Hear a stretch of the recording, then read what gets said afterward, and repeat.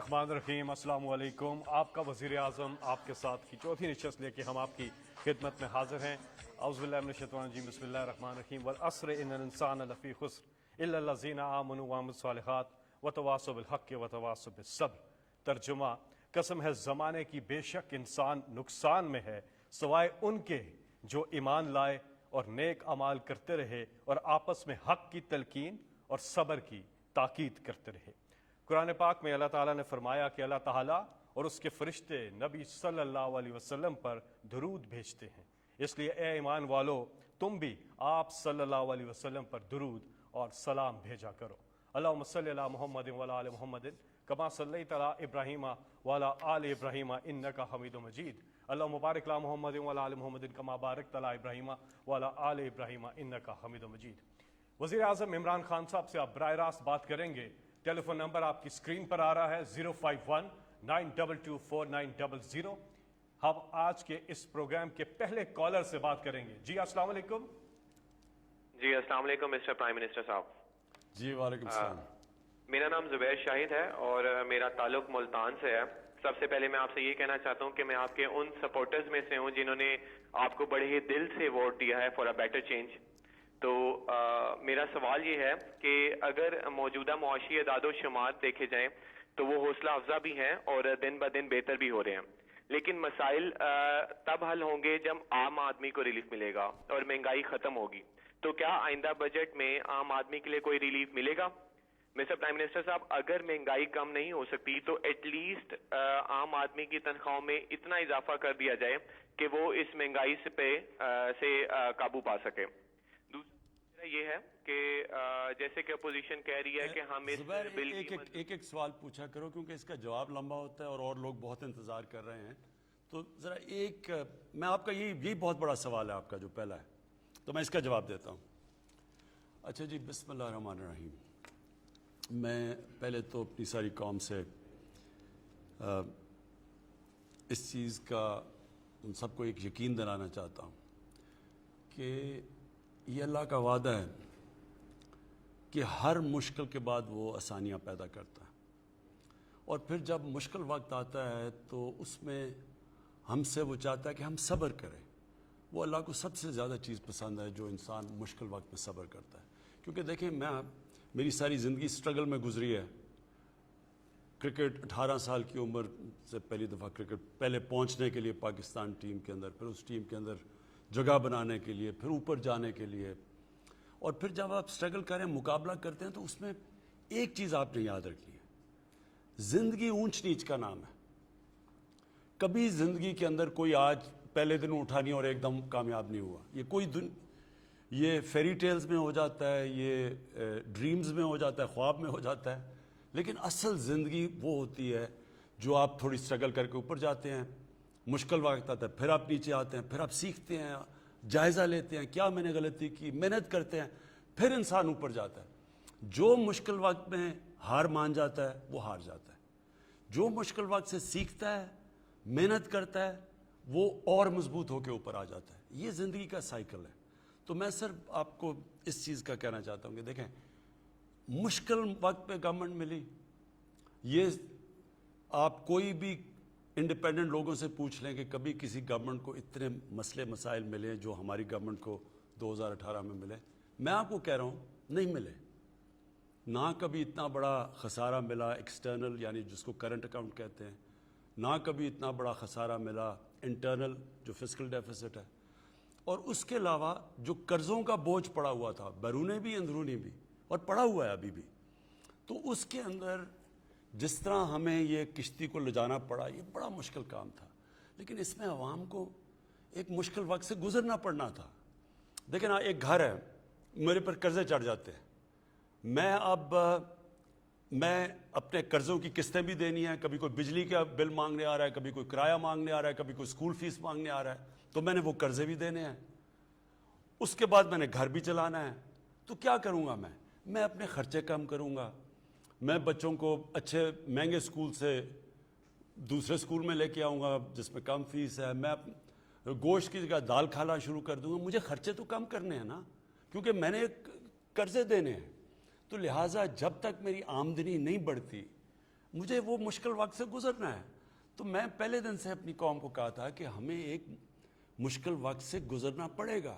جب ایک ملک بینکرپٹ ہو جائے تو اس کو اپنے آپ کو اٹھانے کے لیے ٹائم چاہیے.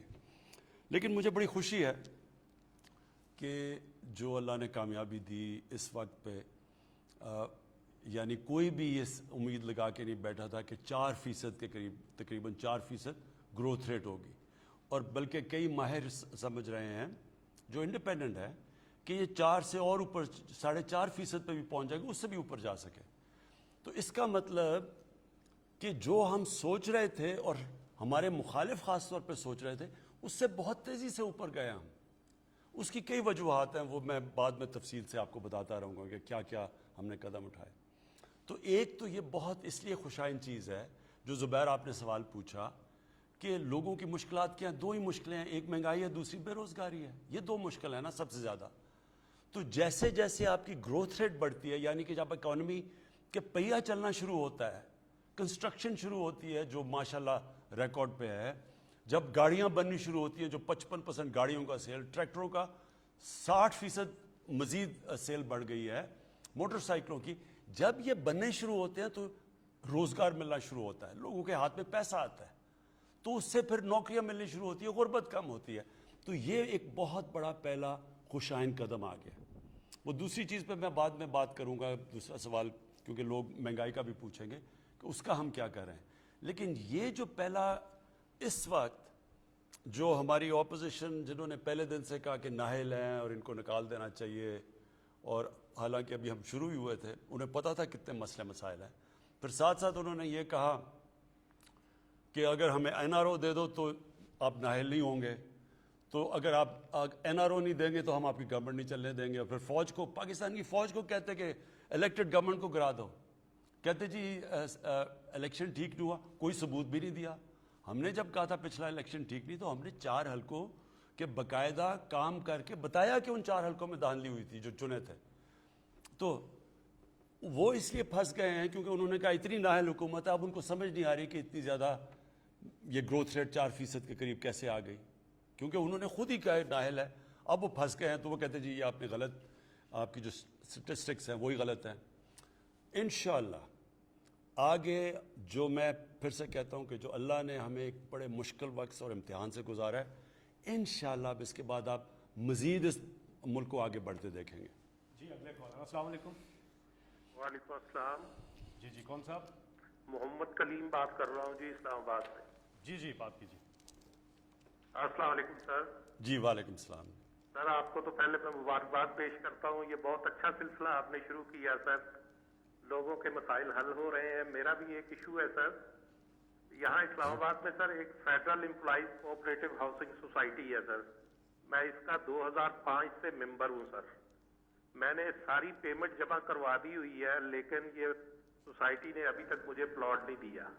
2012 میں سر انہوں نے مجھے الاٹمنٹ ایشو کی، اس کا آگے پلاٹ ہی نہیں تھا. پھر 2017 میں انہوں نے دی مجھے الاٹمنٹ، آگے زمین نہیں تھی سر. میں ڈی سی اسلام آباد سے کئی دفعہ مل چکا ہوں، چیئرمین CDA سے مل چکا ہوں سر. انہوں نے لاسٹ ایئر پھر مجھے الاٹمنٹ ایشو کی ہے، وہاں گئے ہیں تو وہاں زمین ہی نہیں ہے سر.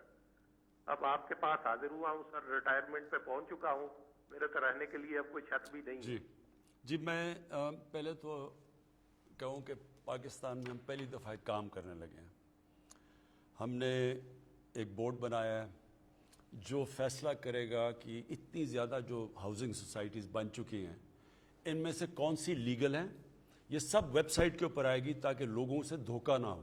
پہلے تو پتہ چلے لیگل سوسائٹی کون سی ہے، ان کے اوپر پوری چیزیں، پھر ہم کن کنڈیشنز پہ لیگل بنے گی، وہ اگر وہ کنڈیشنز میٹ نہیں کرتی تو اس کو اپروو نہیں کیا جائے گا. پھر ان میں سے اور جو مختلف قسم کی سوسائٹیز ہیں، کئی ایلیگل ہیں وہ بند کر دیں گے، جو کہ ابھی کام ہی تھوڑا سا شروع ہوا ہے. کئی سوسائٹیز ایلیگل بن گئی ہیں لیکن انہوں نے اتنے زیادہ پلاٹ بیچ دیے ہیں کہ وہ اب لوگ وہاں رہنا شروع کر دیے ہیں. تو اس کے لیے ایک اور نظام لے کے آ رہے ہیں. کہنے کا مقصد یہ ہے جسٹس عظمت جو ہمارے سپریم کورٹ کے چیف جسٹس تھے، ان کے نیچے ہم نے اب ایک کمیٹی بنائی ہے جو باقاعدہ کیٹیگرائز کر رہی ہے. تو آگے سے تاکہ یہ جو حالات نہ ہوں کہ لوگوں کی زمینیں بیچ دیتے ہیں اور ان کے پاس پلاٹس نہیں ہوتے اور پھر پیسے لے کے باہر بھاگ جاتے ہیں، تو اس کو اوائڈ کرنے کے لیے اب اس کے اوپر پورا کریک ڈاؤن کر رہے ہیں. جو جہاں تک آپ کا ایشو ہے میں نے یہاں نوٹ کروا دیا ہے ہمارے ملٹری سیکرٹری کو, اور انشاءاللہ ہم آپ کو اس کو رسپانس دیں گے بعد میں. جی اگلے کالر. السلام علیکم. وعلیکم السلام. جی کون سا بات کر رہے ہیں؟ میں فیصل آباد سے ڈاکٹر محمد سعید اختر بات کر رہا ہوں. جی ڈاکٹر صاحب. جی میں خارجہ امور کے حوالے سے بات کرنا چاہوں گا. اس سلسلے میں 3 مسائل کی نشاندہی کروں گا. 2 مسائل تو 20ویں صدی کے وقت سے نوآبادیاتی طاقتوں کے پیدا کرتا ہے. ان میں ایک مسئلہ فلسطین ہے. یہ بات قابل اطمینان ہے کہ غزہ میں جنگ بندی ہو گئی ہے, مگر جناب وزیر اعظم اب آگے کیا ہوگا؟ صہیونیوں کی طرف سے فلسطینیوں کے غصب شدہ حقوق کو مستقل طور پر کیسے بحال کرایا جا سکتا ہے, اور پاکستان فلسطینیوں کی قومی تحریک کی مستقل کامیابی کے لیے کیا کردار ادا کر سکتا ہے؟ دوسرا مسئلہ کشمیر ہے. یہ ریجنل کوآپریشن کی راہ میں سب سے بڑی رکاوٹ ہے.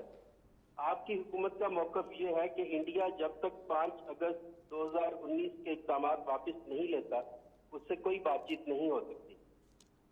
جناب وزیر اعظم اگر وہ واپس نہیں لیتا تو پھر پاکستان کی سفارتکاری کیا ہوگی؟ کیا ہم اتنے بڑے ہمسائے سے منہ موڑ کے بیٹھے رہیں گے جبکہ کہا یہ جاتا ہے کہ we can change friend not neighbours? جی پہلے تو میں کشمیر کے اوپر بات کرتا ہوں. لیکن مسئلہ کشمیر کا اس وقت یہ ہے, اس میں کوئی شک نہیں کہ اگر ہماری ہندوستان سے تعلقات اچھے ہوں, ایک طرف ہمارے پاس چائنا دنیا کی سب سے بڑی مارکیٹ ہے, دوسری طرف ہندوستان جو 1 ارب سے زیادہ آبادی ہے وہ بڑی مارکیٹ ہے, ہماری تجارت شروع ہو جائے, کنیکٹیوٹی ہو جائے, تو یہ تو ساری دنیا میں یہ ثابت ہو چکا ہے. جب یورپین یونین بنی تھی, میرے صاحب نے, میں تب یونیورسٹی میں تھا جب یہ بنی تھی انگلینڈ میں, یعنی یورپ میں, تو سب کو فائدہ ہوا تھا. جب تجارت بڑھتی ہے تو ساروں کو فائدہ ہو جاتا ہے. تو اس لیے اس میں تو کوئی شک نہیں کہ ہمارے اگر تعلقات اچھے ہو جائیں, جو میں نے پہلے دن ہی اقتدار میں آ کے پوری کوشش کی کہ ہمارے ان سے ہندوستان سے تعلقات ہوں, اور ہمارا ایک ہی مسئلہ ہے کشمیر کا جو کہ ہم بات چیت سے حل کریں. لیکن جو اب سچویشن ہے, اگر ہم اس وقت ہندوستان سے تعلقات نارملائز کرتے ہیں, اس کا مطلب کہ ہم نے کشمیر کے لوگوں سے بہت بڑی ہم ایک غداری کریں گے. اس کا مطلب ہم نے ان کو یعنی ان کی ساری جو جد و جہد, جو سارا جو ان کی سٹرگل, پتہ نہیں 1 لاکھ سے اوپر شہید ہو چکے ہیں کشمیری, اس کا مطلب کہ ہم اس سب کو نظر انداز کر دیں گے. اس میں کوئی شک نہیں کہ ہماری تجارت بہتر ہوگی, لیکن ان کا سارا خون ضائع ہو جائے گا. لہٰذا یہ ہو نہیں سکتا. ہم کشمیریوں کے ساتھ کھڑے ہیں, ہمیں پتہ ہے انہوں نے کس طرح کی قربانیاں دی ہیں اور دے رہے ہیں. لہٰذا یہ نہیں ہو سکتا کہ ان کے خون کے اوپر ہم یہ سوچ لیں کہ پاکستان کی تجارت بہتر ہو جائے گی. یہ نہیں ہو سکتا. اگر وہ 5 اگست کے وہ جو انہوں نے قدم اٹھائے ادھر واپس چلے جائیں, پھر بالکل ہو سکتی ہے بات, اور پھر ہم کشمیر کا مسئلہ ایک روڈ میپ بھی لا سکتے ہیں اور حل کر سکتے ہیں. اب آگے جی فلسطین, بالکل فلسطین کا وہی مسئلہ جو کشمیر کا ہے. وہاں بھی ایک آکوپیشن ہے, وہاں بھی ان کی زمین کے اوپر قبضہ کیا ہوا ہے. ادھر وہ ابھی کشمیر میں شروع ہوا ہے جو کہ ان کی آبادی کی ڈیموگرافی بدل رہے ہیں, یعنی کہ باہر سے لوگوں کو سیٹل کر رہے ہیں کشمیر میں لا کے ہندوستان.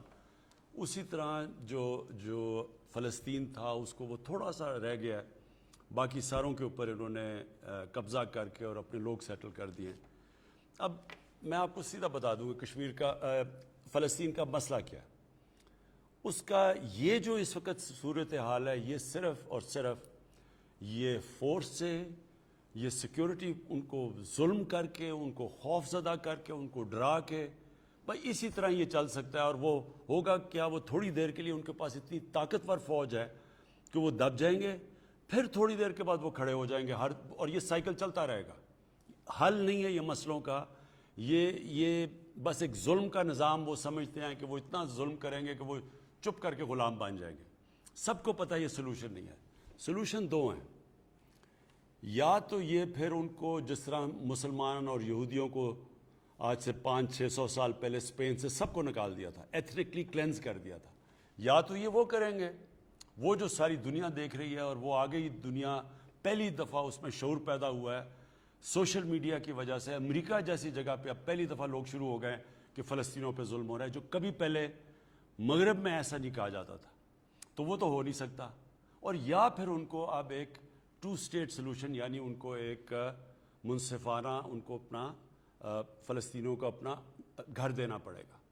اور میرے خیال میں اس وقت جو انٹرنیشنل میڈیا میں بھی اور جو دنیا میں اب شعور اور جو جس طرح کی موومنٹ چل پڑی ہے, میرے خیال میں اب آپ دیکھیں گے کہ یہ موومنٹ جائے گی ایک فلسطینیوں کو ایک ان کو سیٹلمنٹ کے لیے, 2 اسٹیٹ سلوشن. جی آپ کی کالز کا سلسلہ جاری ہے. نمبر ہے 05192249000. پروگرام کے اگلے کال ہے. جی السلام علیکم. وعلیکم السلام. جی کون صاحب کہاں سے بات کر رہے ہیں؟ سر میں واحد پاکستانیوں مدین ہند سے بات کر رہا ہوں. السلام علیکم پرائم منسٹر صاحب. جی وعلیکم السلام. مجھے آج تو میں اللہ کا لاکھ شکر ادا کرتا ہوں کہ جس نے ہم پسماندہ غریب لوگوں کی آواز, پیاسے لوگوں کی آواز آپ کے یہاں پہنچائی. اس امید کے ساتھ کہ انشاءاللہ ہمارا جو درد ہے اس مسئلے کا حل آپ کے یہاں سے نکلے. پرائم منسٹر صاحب, ہم یہاں پہ مدین کے لوگ پیاسے مر رہے ہیں. ایریگیشن کا نظام یہاں پہ جو ہمارے سندھ کا ہے یہ بالکل کرپٹ ہے, جس کی وجہ سے پانی کی منصفانہ تقسیم نہیں ہے. اور پرائم منسٹر صاحب ایک اور ہے کہ سندھ میں بہت طاقتور لوگ رہتے ہیں اور جو غریبوں کا, ہم جیسے غریبوں کا خون چوس کے سندھ میں ریگستان بنا رہے ہیں. پرائم منسٹر صاحب, ہمیں سندھ حکومت سے یہ بولا جاتا ہے کہ پانی وفاق سے نہیں آ رہا, اور ابھی کچھ دن پہلے یہاں پہ الیکشن ہوا تھا, ضمنی الیکشن, جس میں 2 دن پہلے وزیر جو آبادی کا منسٹر ہے اس نے اور ڈائریکٹر سیدھا نے 19 نئے دیوز کا آرڈر کیا ہے. اور ہمیں کہا جاتا ہے کہ ہمارے پاس پانی نہیں ہے. ہم آپ سے یہ اپیل کرتے ہیں پرائم منسٹر صاحب کہ سندھ کے پانی پہ رینجر کو تعینات کیا جائے. جی پانی کا جو مسئلہ ہے. پانی کا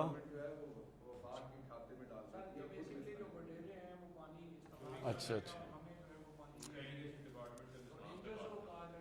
جی میں نے بلکہ ایک سندھ کے ایم پی کی تقریر بھی سنی ہے سندھ اسمبلی کے اندر. دیکھیں 2 مسئلے ہیں. ایک مسئلہ کہ سارے پاکستان میں پانی کا مسئلہ, میں اس کے اوپر تو آپ کو اس وقت اپنی قوم کو اس چیز کی ایک چیز واضح کرتا ہوں کہ 10 ڈیمز انشاءاللہ ہم بنا رہے ہیں جو شروع ہوئے ہیں اگلے 10 سالوں تک. یعنی ہم وہ جو کہ پاکستان کو 50 سال پہلے کام کرنا چاہیے تھا وہ انشاءاللہ ہماری حکومت آپ کو کر کے دکھائے گی. کیونکہ ڈیمز اس لیے چاہیے کہ پانی کو روکنا ہے, ریزروائرز بنانے ہیں. ہمیں ریزروائرز بہت پہلے بنانے چاہیے تھے, کیونکہ جیسے جیسے آبادی بھی بڑھ رہی ہے اور کئی طرح یہ گلوبل وارمنگ کی وجہ سے پانی بھی کم ہو رہا ہے, تو جو پانی صوبوں کا حصہ ہے اس ساروں میں کمی آ رہی ہے. لہٰذا اس کا طریقہ یہ ہے کہ پہلے ڈیمز بنائیں اور پھر صوبوں کے اندر منصفانہ تقسیم کی جائے. ابھی تک مجھے حیرت یہ ہے کہ ٹیلی میٹری سسٹم یہ ایک ٹیکنالوجی ہوتی ہے جس سے پتہ چل جاتا ہے کہ کس صوبے کو کتنا پانی جا رہا ہے. وہ ٹیلی میٹری سسٹم ہی نہیں کام کر رہا. اب ہم وہ اس کے اوپر پوری خرچہ کر رہے ہیں اور یہ اس ٹیکنالوجی کے اوپر انشاءاللہ یہ تھوڑی دیر کے پر ساری جگہ پہ لگ جائے گا. تو پہلے چیز تو ایک پانی کے اندر اضافہ, ریزروائرز بنا کے. اگر ریزروائرز نہیں بنتے پانی میں اضافہ نہیں ہوگا اور آگے مزید پانی کا شدید پرابلم آ سکتا ہے. دوسرا کہ جب وہ پانی آ جائے تو پھر منصفانہ تقسیم ہو, یعنی سارے صوبے سمجھیں کہ ہمیں جو ہمارا شیئر ہے وہ مل رہا ہے.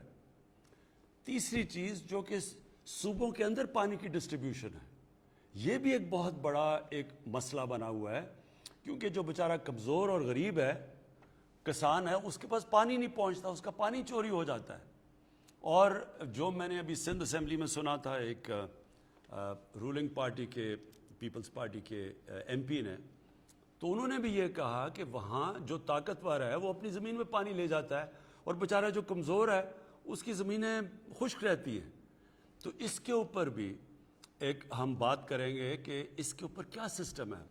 اپنے جو ہمارے نیچے صوبے ہیں ان کے اندر تو ہم یہ انفورس کریں گے, لیکن سندھ کے اندر سندھ کی حکومت کی یہ ذمہ داری ہے کہ جو کمزور ہیں بیچارے ان کا کام ہے ان کو پانی پہنچانا.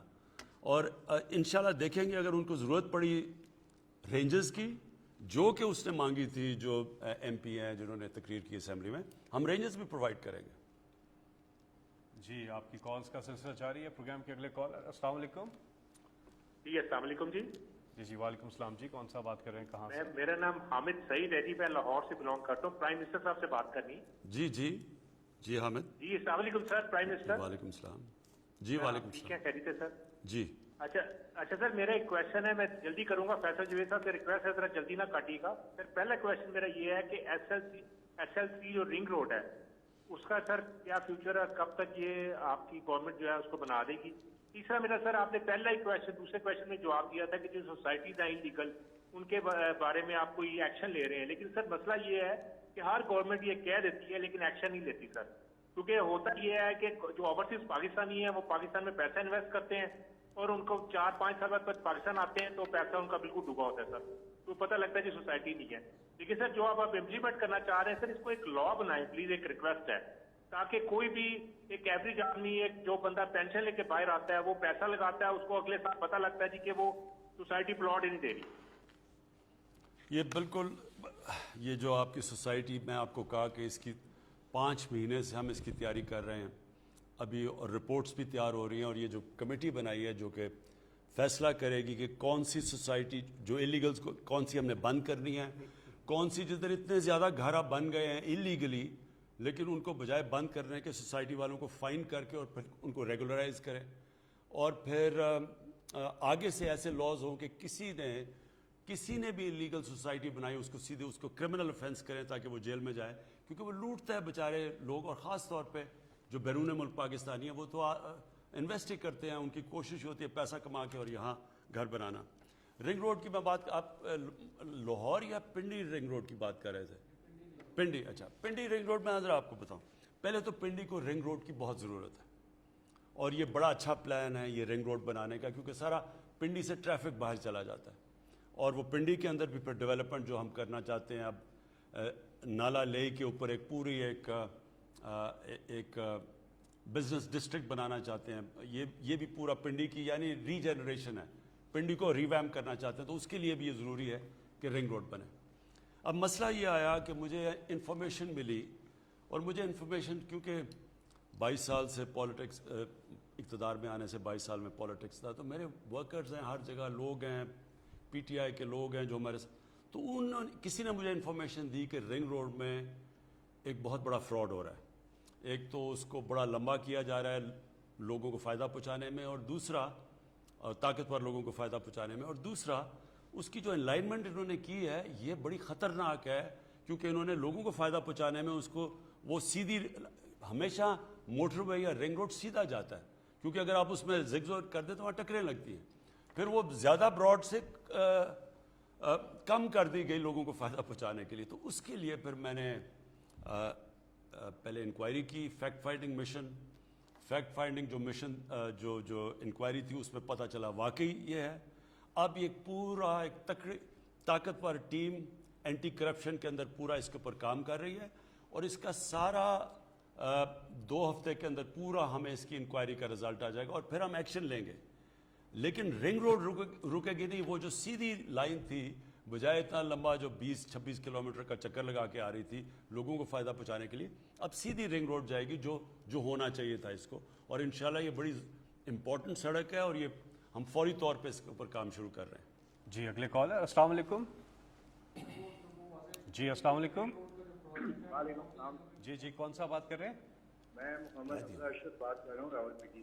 جی امید ہے خان صاحب آپ خیریت سے ہوں گے. جی شکریہ. 2018 میں جب آپ کی حکومت آئی حکومت آئی تو وہاں کی عوام کو کافی امیدیں آپ سے وابستہ ہو گئی کہ آپ کی لیڈرشپ کے اندر 5 ایئرس پاکستان کافی ترقی کرے گا. تو انشاءاللہ میں ابھی بھی پر امید ہوں کہ آپ اپنے وعدوں پر پورے اتریں گے. خان صاحب میرا سوال الیکٹورل ریفارمز کے حوالے سے ہے.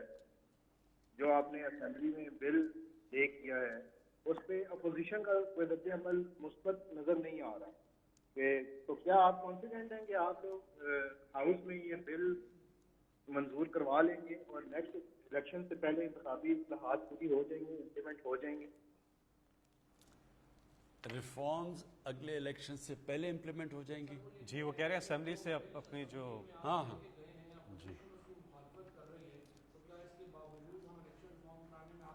جی میں دیکھیں میں آپ کو ایک بات بتاتا ہوں. میں میری کوئی والد پولیٹکس میں نہیں تھی, میں کوئی فیملی پولیٹیکل نہیں تھی, تو میں تو پولیٹکس میں تب آیا تھا اکیلا اور تھوڑے دوستوں کے ساتھ. تو میں نے یہ جو ایک بڑے پروسیس سے گزرا ہوں, اس میں مجھے جو تجربہ ملا ہے وہ بہت کم لوگوں کو ایسا تجربہ مل سکتا ہے. کیونکہ دیکھیں جو اصل میں اسٹرگل میں جو آپ سیکھتے ہیں وہی آپ کو مضبوط کر دیتا ہے بڑے چیلنجز لینے کے لیے. مثلا آپ کرکٹ شروع کریں گے تو اسکول کی کرکٹ سے, پھر کلب کی کرکٹ سے, پھر فرسٹ کلاس کرکٹ, پھر ٹیسٹ کرکٹ, وہ سارا وقت آپ کو نئے چیلنجز لیتے لیتے آپ مضبوط ہوتے جاتے. تو اس طرح اکیلا شروع کیا, پہلی الیکشن میں 0 سیٹس, پھر دوسری الیکشن میں 1 سیٹ.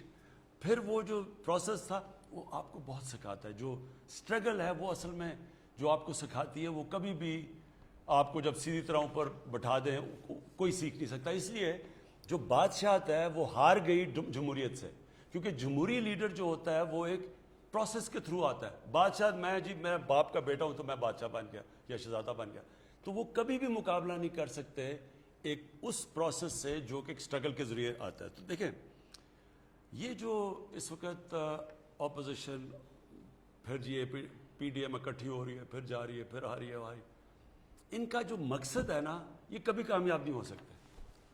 اگر ان کا مقصد قوم کے لیے ہو تو اب تک جتنی مشکل حالات سے قوم گزری ہے ہمارے 2 سالوں میں, اور جو ہمارے لیے بھی یعنی میری زندگی کے مشکل سال, تو اب تک ہماری گورنمنٹ گرا چکے ہوتے. لیکن ان کا مقصد ذات پہ ہے. یہ صرف اور صرف اکٹھے اس لیے ہوئے ہیں, کسی نظریے کے لیے نہیں, ملک کے لیے نہیں. جو ان کے اوپر کرپشن کیسز جو ہمارے سے پہلے کے لگے ہوئے ہیں, یہ ہمیں چاہ رہے ہیں کہ بلیک میل کر کے وہ کرپشن کے کیسز ختم کرو. اور یہ سمجھتے ہیں کہ عوام اتنی بیوقوف ہے کہ وہ مان جائے گی ان کی باتیں کہ وہ جو 30 سال سے حکومت کر رہے ہیں, 30 سال سے جن کی شکلیں دیکھ رہے ہیں, جو سائیکلوں پہ تھے وہ آج لینڈ کروزر پہ آ گئے ہیں, جو کہ جن کی سائیکلوں کی دکان تھی ان کے لنڈن مے فیئر میں بینٹلے اور رولز رائس کے علاوہ گاڑی نہیں ہے. جو ان علاقوں میں رہ رہے ہیں لنڈن میں, کیونکہ میں لنڈن جانتا ہوں, جو وہاں کا کوئی برطانیہ کا پرائم منسٹر نہیں رہ سکتا, اور برطانیہ کی سالانہ آمدنی 50 گنا پاکستان سے زیادہ ہے. ان کی 30% ہماری آبادی ہے اور 50 گنا زیادہ ان کی سالانہ آمدنی ہے. ان کا پرائم منسٹر یہ رہن سہن نہیں رہ سکتا جو یہ سب رہتے ہیں. تو اگر ان کا خیال ہے کہ قوم اتنی بیوقوف ہے کہ ان کے ساتھ لگ جائے گی کہ ان کی چوریاں پچانے کے لیے, ان کو NRO دلوانے کے لیے, یہ پاکستانی قوم کو نہیں جانتے.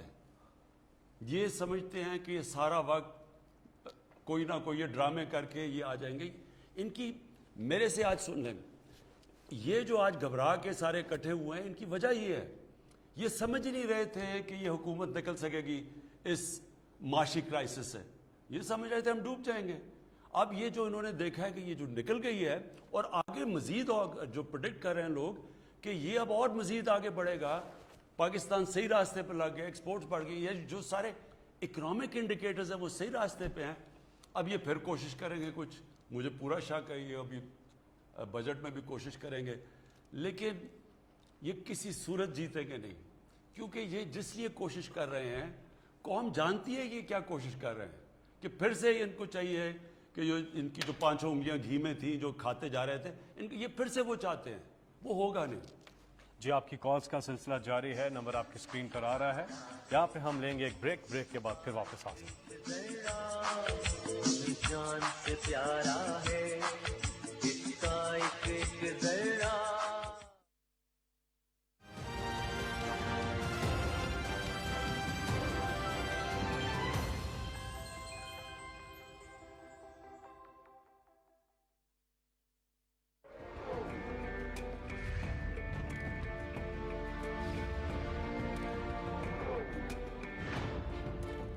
ہم سب پاکستانی ہیں اور ہم میں سے کوئی بھی سندھی، بلوچی، بنگالی، पठान या पंजाबी नहीं है।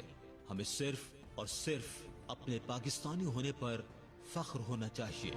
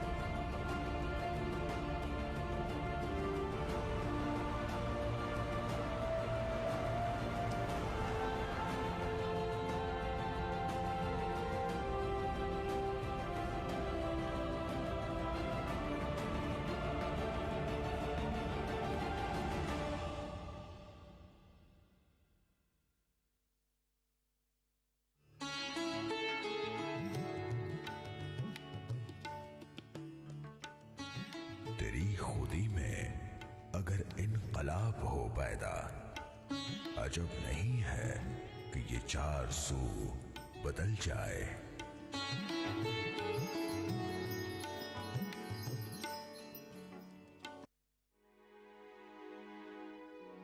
बलूचिस्तान के दूर उफ्तादा पहाड़ों और वादियों में सच्चू खान के सरोज से जो सुर फूटते हैं, उनमें पाक वतन से चाहत और मोहब्बत की लगन भी है, और कुदरत से मिलने वाली नेमतों का शुक्र भी।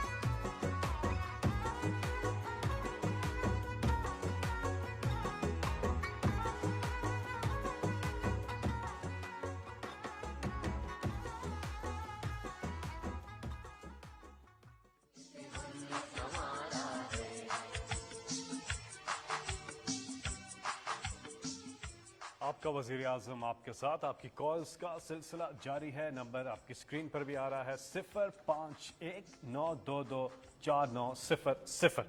प्रोग्राम के अगले कॉलर पे जाने से पहले प्राइम मिनिस्टर साहब, सोशल मीडिया पर कुछ सवालात आ रहे हैं। एग्रीकल्चर के हवाले से बात कर रहे हैं, कह रहे हैं कि क्या रिफॉर्म्स आप लेके आ रहे हैं और किस तरह से एग्रीकल्चर सेक्टर में पाकिस्तान जो है वो आगे बढ़ेगा। دیکھیں اور اپنی قوم کے لیے کہ ہمیں اس وقت دنیا کو اناج بیچنا چاہیے تھا. ہمارے اللہ نے جو زمین دی ہے ہمیں اور جتنا بھی پانی دیا ہے اس کو بھی ہم صحیح استعمال کر لیں. اور سورج ہے, 3 چیزیں چاہیے نا, زمین چاہیے, پانی چاہیے اور سورج چاہیے ایگریکلچر کے لیے. تو ہمارے پاس تو اللہ نے تینوں چیزیں دی ہیں. ہاں یہ ضرور ہے کہ آگے ہمیں پانی, یہ ڈیمز کی شدید ضرورت ہے کیونکہ ہمیں پانی کے ریزروارز بنائیں گے تو اور زیادہ پانی دیں گے اور علاقہ لے آئیں گے کاشت کے نیچے. لیکن ہمارا مسئلہ یہ ہوا کہ ہم نے توجہ ہی نہیں دی ایگریکلچر کے اوپر اور ہم نے کسانوں کے اوپر کوئی ان کی مدد نہیں کی.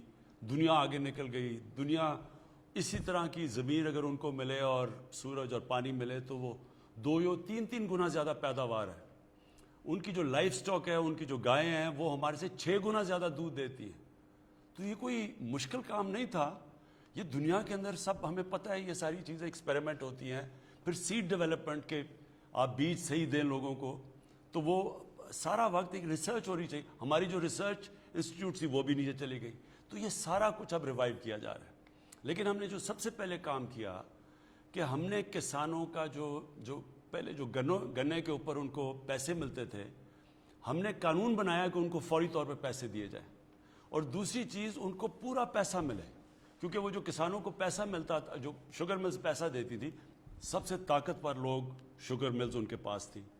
تو ان کے کوئی نہ ان کو حکومت کچھ کہتی تھی, نہ ان کو وہ کین کمشنر, سب ڈرتے تھے. بلکہ کئیوں کو تو پے رولز پہ تھے, ان کی تنخواہیں لگائی ہوئی تھی انہوں نے, تو ان کو کچھ کہتا کوئی کچھ نہیں تھا. پھر انہوں نے وہ کارٹیلز بنایا ہوا تھا کمپٹیشن کمیشن کے اندر, انہی کے اتنی طاقت تھی ان کی کہ وہ بھی کچھ نہیں کرتی تھی. ان کو تو یہ قیمتیں اوپر خود ہی فیصلہ کرتے تھے قیمت کتنی ہے, تو لوگوں کے اوپر قیمتیں بھی اوپر. پھر سٹا کھیلا جاتا تھا, یعنی چینی بن چکی ہے اور اس کے اوپر سٹا کھیلا جا رہا ہے, وہ چینی کی قیمت بڑھتی جا رہی ہے. تو یہ ہماری گورنمنٹ نے آ کے پہلی دفعہ اس کے اوپر ان کو قانون کے نیچے لانے کی کوشش کی ہے. اس میں جو کسانوں کو پیسہ ملا, پہلی دفعہ کسانوں کو پورا پیسہ بھی ملا اور ٹائم پہ پیسہ ملا. جب کسانوں کے پاس پیسہ آیا انہوں نے اپنی زمین پہ لگایا. جب زمین پہ لگایا تو آپ کے سامنے میں صرف یہ پڑھنا چاہتا ہوں کہ ریکارڈ فصلیں ہوئی ہیں اس باری پاکستان کی. یعنی یہ کوئی بھی یہ امید نہیں لگا رہا تھا کہ پاکستان جتنی جو ہماری فصلوں کی پیداوار ہوئی ہے, وہ گندم کی 8.1 بڑھی, چاول مونگی یعنی 13.6%, شوگر کین چینی 22% اور چھلی 7.4%. یہ جو بڑھی ہیں اس سے کیا ہوا کہ اس سے مزید اور کسانوں کو پیسہ آیا, کیونکہ ان کی بھی کبھی قیمتیں ان کو نہیں ملی جو پہلی دفعہ ملی. لیکن یہ ابھی شروعات ہے. انشاءاللہ جو آگے اب ہم پالیسیز لے کے آ رہے ہیں, آپ دیکھتے رہیں گے کہ ہم نے مزید ان کی کیسے مدد کرنی ہے, ٹیکنالوجیز نئی لے کے آنی ہے, بیج ڈیولپ کرنا ہے. اور پھر ایک اور چیز جو ابھی میں مہنگائی کے اوپر علیحدہ بات کروں گا, ایک بہت بڑا مسئلہ یہ ہے کہ جو کسان مثلا سبزیاں اگاتا ہے, جو اپنی پیداوار بھی اگاتا ہے, اس میں جو اس کو کتنا پیسہ ملتا ہے اور جب وہ پیسہ پہنچتا ہے دکانوں میں, شہروں میں, اس میں اتنا زیادہ فرق ہے. یعنی جو محنت کر رہا ہے اس کو بالکل کم پیسہ مل رہا ہے, بیچ میں جو مڈل مین یا آرتی کہہ دیں وہ 3-4 گنا زیادہ وہ پیسہ کما رہا ہے اور مہنگی چیزیں مل رہی ہیں شہروں کے اندر. تو اب ہم کرنے کیا لگے, اور یہ چائنیز نے, یہ ہم نے ادھر دیکھا تھا جا کے, ہم کرنے کیا لگے کہ ہم ڈائریکٹلی کسان اور اس کو سیدھا پہنچا رہے ہیں ریٹیل پہ, جو چائنا میں ہوتا ہے, اور اس میں انفارمیشن ٹیکنالوجی کا فائدہ اٹھا رہے ہیں. تو یہ ایک ورچوئل مارکیٹس بنا رہے ہیں, اور ایک وہ, اور ایک پھر سٹوریج. جب کسان کو اس کو مشکل یہ ہوتی ہے کہ وہ جلدی جلدی اپنی چیزیں سستی بیچتا ہے کیونکہ وہ خراب ہونی ہوتی ہیں, اس کے لیے سٹوریج چاہیے. ہم نے ابھی فیصلہ کیا ہے کہ ہم انشاءاللہ 900 نئی سٹوریج فیسلٹیز بنا رہے ہیں پاکستان میں, تاکہ کسانوں اپنی ان کو چیز بھی رکھ سکے اور ٹائم پہ بیچے تاکہ ان کو قیمت ملے. اور پھر ٹرانسپورٹیشن کے اوپر بھی محنت کریں, جو چائنیز نے کیا تھا کہ ٹرانسپورٹیشن ایسی ہو کہ ان کی فصلیں, فروٹ, پھل اور یہ جو سبزی یہ ضائع نہ ہو. اور اس کے لیے یہ بڑا ضروری ہے کہ سٹوریج بھی ہو، ٹرانسپورٹیشن بھی ہو. ہمارا کئی اندازہ لگا جاتا ہے کہ 30% ہمارا پھل ضائع ہو جاتا ہے، 30% سبزیاں ضائع ہو جاتی ہیں. اور اس کے ایک اور بھی طریقہ ہے کہ فوڈ پروسیسنگ، یعنی ہم وہ اب چھوٹے چھوٹے فوڈ پروسیسنگ لگانے لگے ہیں. اس کے لیے ہم قرضے بھی دیں گے بڑے بڑے سستے، تاکہ یہ میکسیمم بینیفٹ کسان کو ملے. جتنا کسان کو فائدہ ہوگا اتنا زیادہ وہ پیسہ اپنی زمین پہ لگائے، اتنی زیادہ پیداوار بڑھے گی. جی اگلے کالر ہمارے ساتھ. السلام علیکم. جی وعلیکم السلام. جی کون بات کر رہی ہیں، کہاں سے؟ جی میں تبسم فیصل بات کر رہی ہوں، لاہور.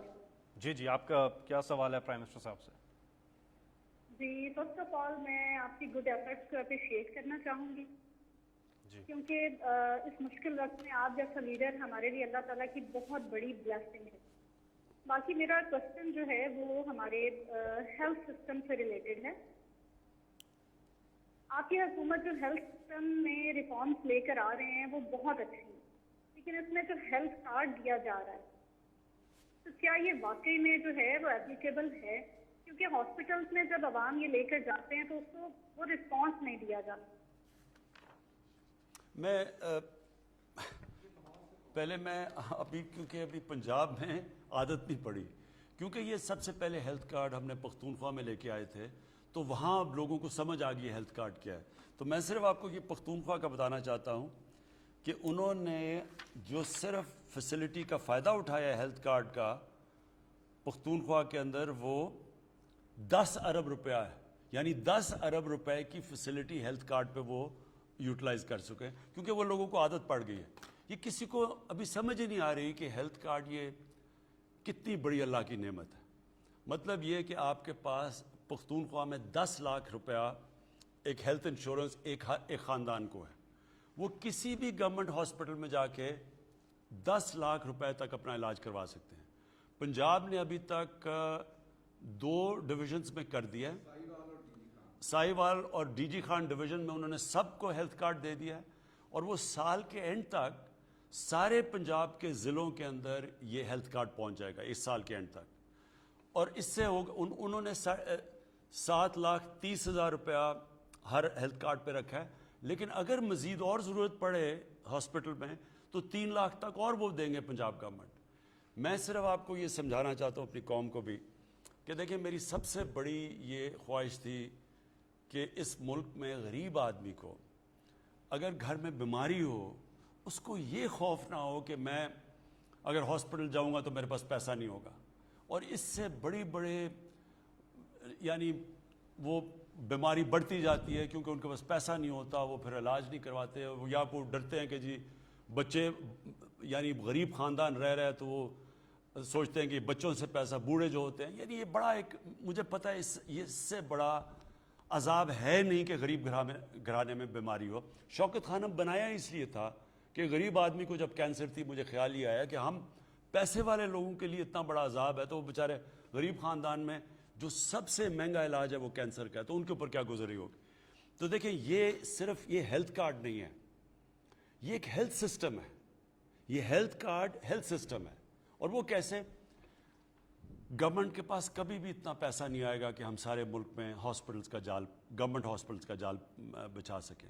بدقسمتی یہ ہے کہ جو ہمارے ایگزسٹنگ ہاسپٹلس بھی ہیں وہ بھی آپ جب بڑے شہروں سے باہر جاتے ہیں تو ان کے اندر بھی ڈاکٹرز نہیں جاتے. ڈاکٹرز کی تنخواہیں بھی لگی ہوتی ہیں لیکن وہ جاتے نہیں ہیں. اور BHUs جو بیسک ہیلتھ یونٹ ہے وہ زیادہ تر خالی پڑے رہتے ہیں کیونکہ وہاں جو ڈاکٹرز ہیں وہ بڑے شہروں سے اس لیے نہیں جاتے کہ بچوں کے اسکول ہوتے ہیں جو بھی پرابلمس.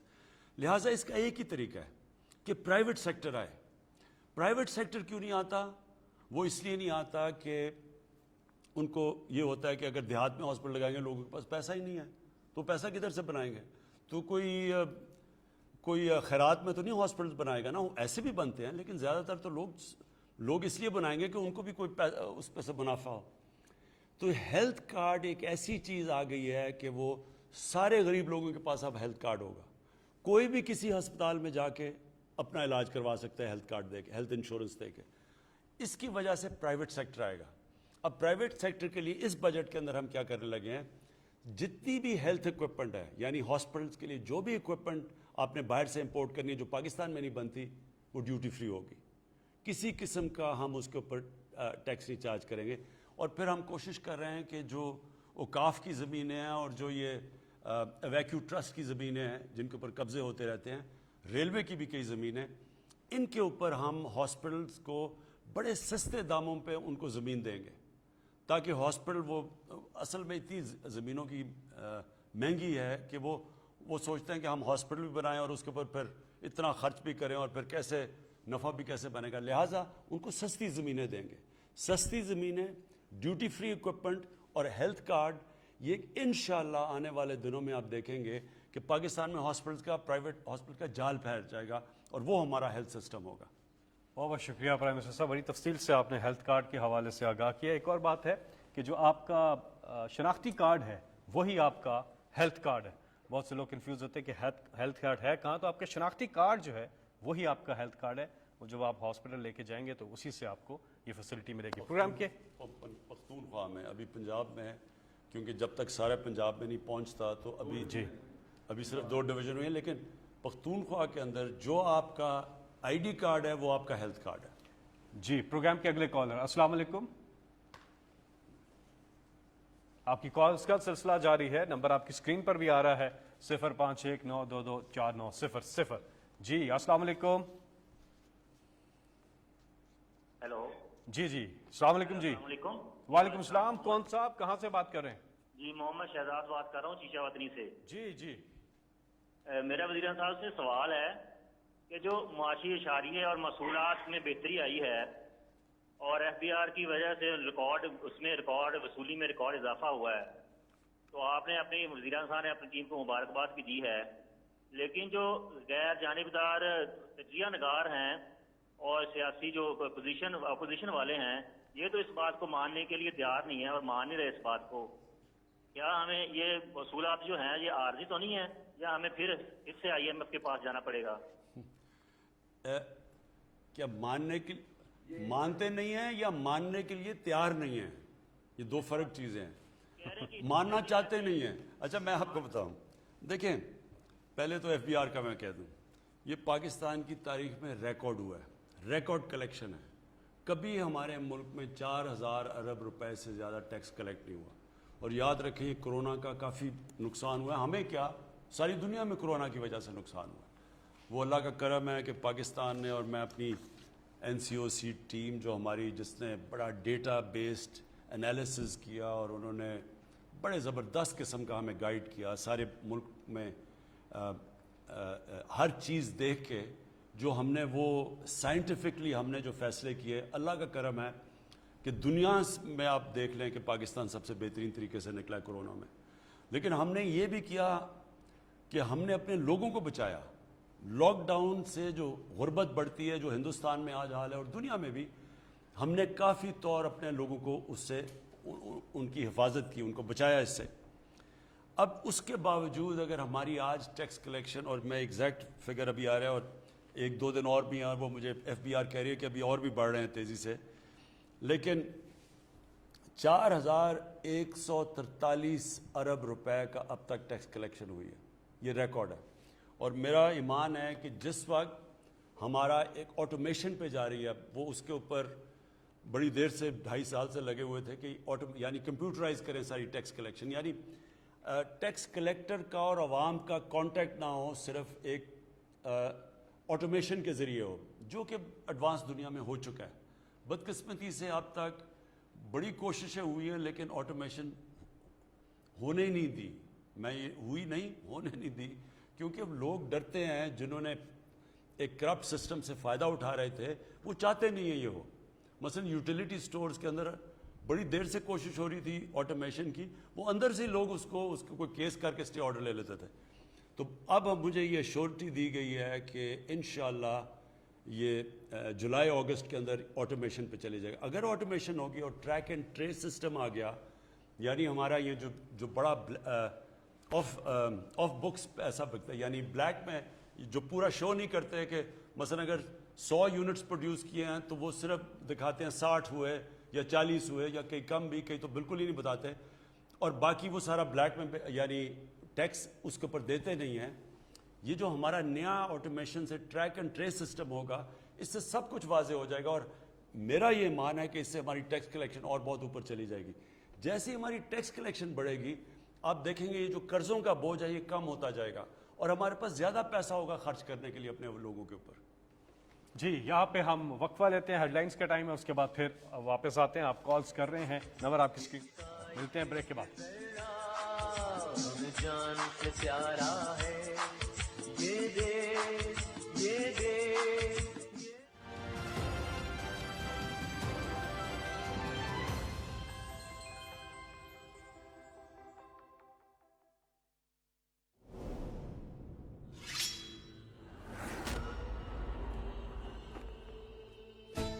اگر زہر کا تریاق جلدی نہ مل سکا تو ڈر ہے ہم انہیں کھو نہ دیں. خوشیوں کو اذیت میں بدلنے والی کی زندگی ناقابل برداشت بنا دوں گا اسلحان خاتون. ہم ارطغرل کے شبے اور غصے کے اس وقت متحمل نہیں ہو سکتے. اگر آپ کی اجازت ہو تو محل میں موجود ہر غدار کو آپ کے سامنے لانا چاہتا ہوں میں. ایک طرف قبریں کھود رہے ہمارے, اب ہم اس بھروسے کو اپنے فائدے کے لیے استعمال کریں گے, اور دوسری طرف ہماری جانب دوستی کا ہاتھ بڑھا رہا. اس نے زہر دینے کا ذمہ دار مجھے ٹھہرایا تو میری تلوار اسے جواب دے گی. یہ سرزمین وطن ہے ہمارا, ایک ایک قطرہ اپنے لہو کا بہا ہے. قیامت تک ہم یہی مقیم رہیں گے. تمہارا سر قلم کروں گا.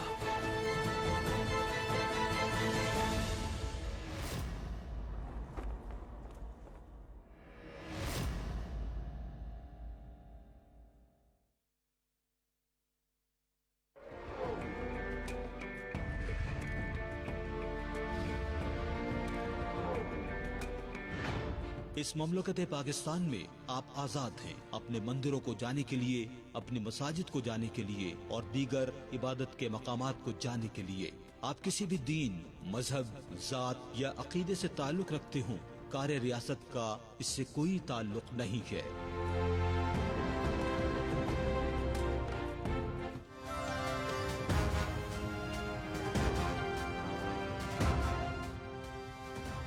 ہمیں ورثے میں ملی معاشی ابتری کا سامنا کرنا پڑا. کبھی کسی حکومت نے اتنے مسائل کا سامنا نہیں کیا جو ہمیں درپیش ہوئے.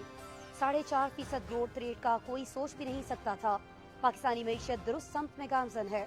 ذاتی مفاد کے لیے اکٹھی ہونے والی پی ڈی ایم کی کوششیں ناکام ہوں گی. وزیر اعظم عمران خان کی ٹیلی فون پر عوام کے سوالات کے براہ راست جواب.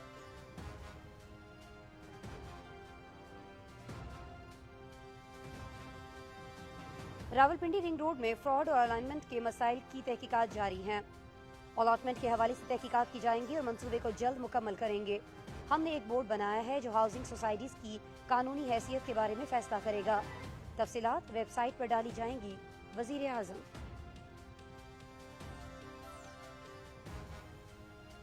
وزیر اعظم نے معیشت کی بحالی کے لیے بڑے فیصلے کیے. زر مبادلہ کے ذخائر میں اضافہ معاشی بہتری کا عکاس ہے. پائیدار ترقی کے اہداف کا حصول ہماری ترجیح ہے. ملکی پیداواری صلاحیت میں اضافہ معاشی استحکام میں معاون ثابت ہوگا.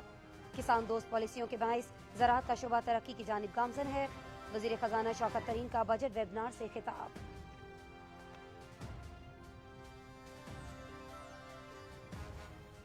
ملکی تاریخ میں پہلی بار 4,000 ارب روپے سے زیادہ ٹیکس اکٹھا ہوا.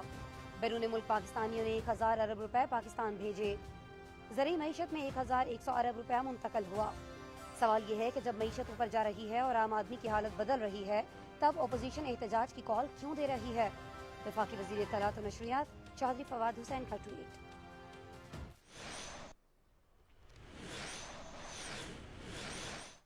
ناظرین نیوز ہیڈ لائنز اب جان چکے ہیں. مزید خبروں کے لیے دیکھتے رہیے پاکستان ٹیلی ویژن نیوز.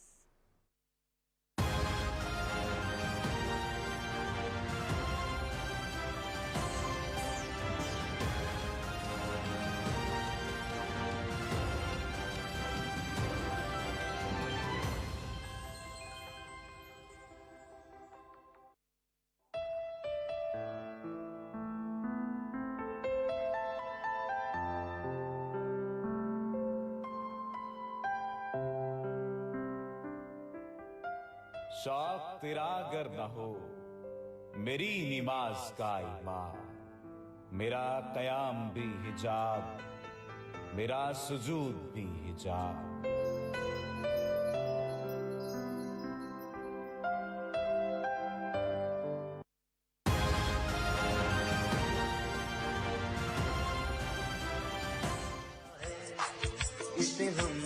सिखारा है। वज़ीर आज़म पाकिस्तान इमरान खान साहब आपसे बराह रास्त टेलीफोन पर बात कर रहे हैं। आप उनसे अगर बात करना चाहते हैं, कुछ सवाल करना चाहते हैं, तो आप फ़ोन नंबर जो आपकी स्क्रीन पर आ रहा है इस पे आप बात कर सकते हैं। एक और कॉलर हमारे साथ लाइन पर हैं। जी अस्सलाम वालेकुम। जी वालेकुम सलाम सर। जी कौन सा बात कर रहे हैं, कहाँ से? मोहम्मद इजाज बात कर रहा हूँ सर। जी मेरा मसला है, मैं बतौर सिक्योरिटी गार्ड डिग्री कॉलेज बड़ा खवातीन लियाकताबाद में सर, मुझे फारिग कर दिया गया। 4 साल सर्विस हुई है मेरे साथ। उसके अलावा मुझे फारिग कर दिया बगैर पे के। बराए मेहरबानी प्राइम मिनिस्टर साहब से इतनी गुजारिश है कि हमें दोबारा रेगुलर किया जाए, परमानेंट ड्यूटी पे बहाल किया जाए और हमें पे भी अपनी अदा की जाए सर। समझ नहीं आई मुझे। जी इसी दौरान अगले कॉलर भी हमारे साथ हैं, उनसे भी बात कर लेते हैं। जी अस्सलाम वालेकुम। वालेकुम सलाम। जी कौन सा बात कर रहे हैं? मेरा नाम सैयद वसीम अहमद है। Karachi component masters electrical services का बिजनेस चलाता हूँ। जी मेरे पास सवाल तो नहीं है, लेकिन मैं एक सजेशन देना चाहता हूँ मुल्क और कौम की बेहतरी के लिए।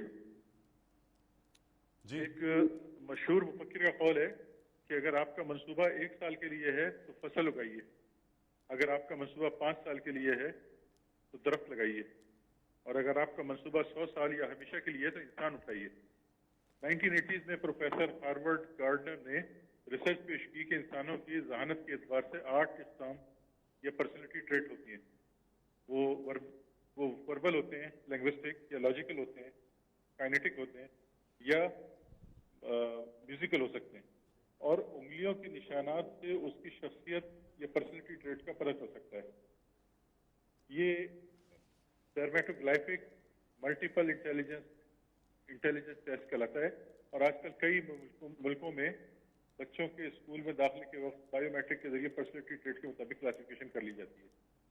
आपके डिजिटलाइजेशन के विजन और दिलचस्पी को देखकर ये हिम्मत पैदा हुई है कि तजवीज़ पेश की जाए कि अगर हमारे यहाँ भी बच्चों को स्कूल में दाखिले के वक्त डिजिटाइज बायोमेट्रिक के जरिए पर्सनैलिटी ट्रेट के मुताबिक ग्रुपिंग कर ली जाए तो न सिर्फ बच्चे तालीम में चौकड़ियाँ भरते हुए पढ़ेंगे क्योंकि उनका एम्बिशन होगा, उसके एम्बिशन के मुताबिक हम उनको पढ़ा रहे होंगे, बल्कि उनके तालीमी अखराजात, वक्त और कोशिशों में भी खातिर ख्वाह कमी वाक़ई होगी।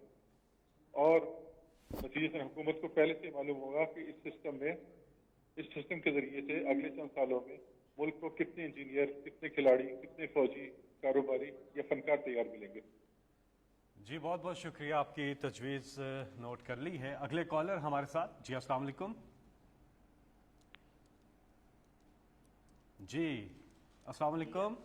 अस्सलाम वालेकुम। जी वालेकुम सलाम। जी कौन सा है, कहाँ से बात कर रही हैं? जी मेरा नाम फरादीपा है और मेरा ताल्लुक KPK से है, मोहल्ला शावली के तार के सखवानी बाजार। सर जी हमारी गली का बुरा हाल है, टूटी फूटी हुई है, मरम्मत कोई नहीं हो रही, साल से ज्यादा अर्सा हो गया है।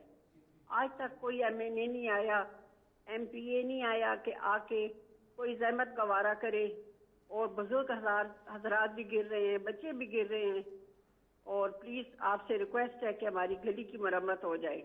ओके जी, आपसे भी जो टीम है प्राइम मिनिस्टर ऑफिस से वो राब्ता करेगी। और एजाज साहब थोड़ी देर पहले हमारे साथ थे जिनका कोई नौकरी से फारिग किए जाने का कोई इश्यू था, उस हवाले से भी एजाज साहब आपसे जो प्राइम मिनिस्टर ऑफिस की टीम है वो राब्ता करेंगे। एक और क्वेश्चन है जी, सोशल मीडिया पे आया है, वो कहते हैं कि हम थक के हैं ये सुन सुन के कि पुलिस के अंदर बेहतरी आएगी। जिस तरह खैबर पख्तूनख्वा में पुलिस रिफॉर्म्स हुई, अभी तक हमें पंजाब के अंदर कोई ऐसी चीज नजर नहीं आती, खास तौर पे जो देही इलाके हैं पंजाब के, वहां पर बहुत ज्यादा ज्यादती होती है लोगों के साथ।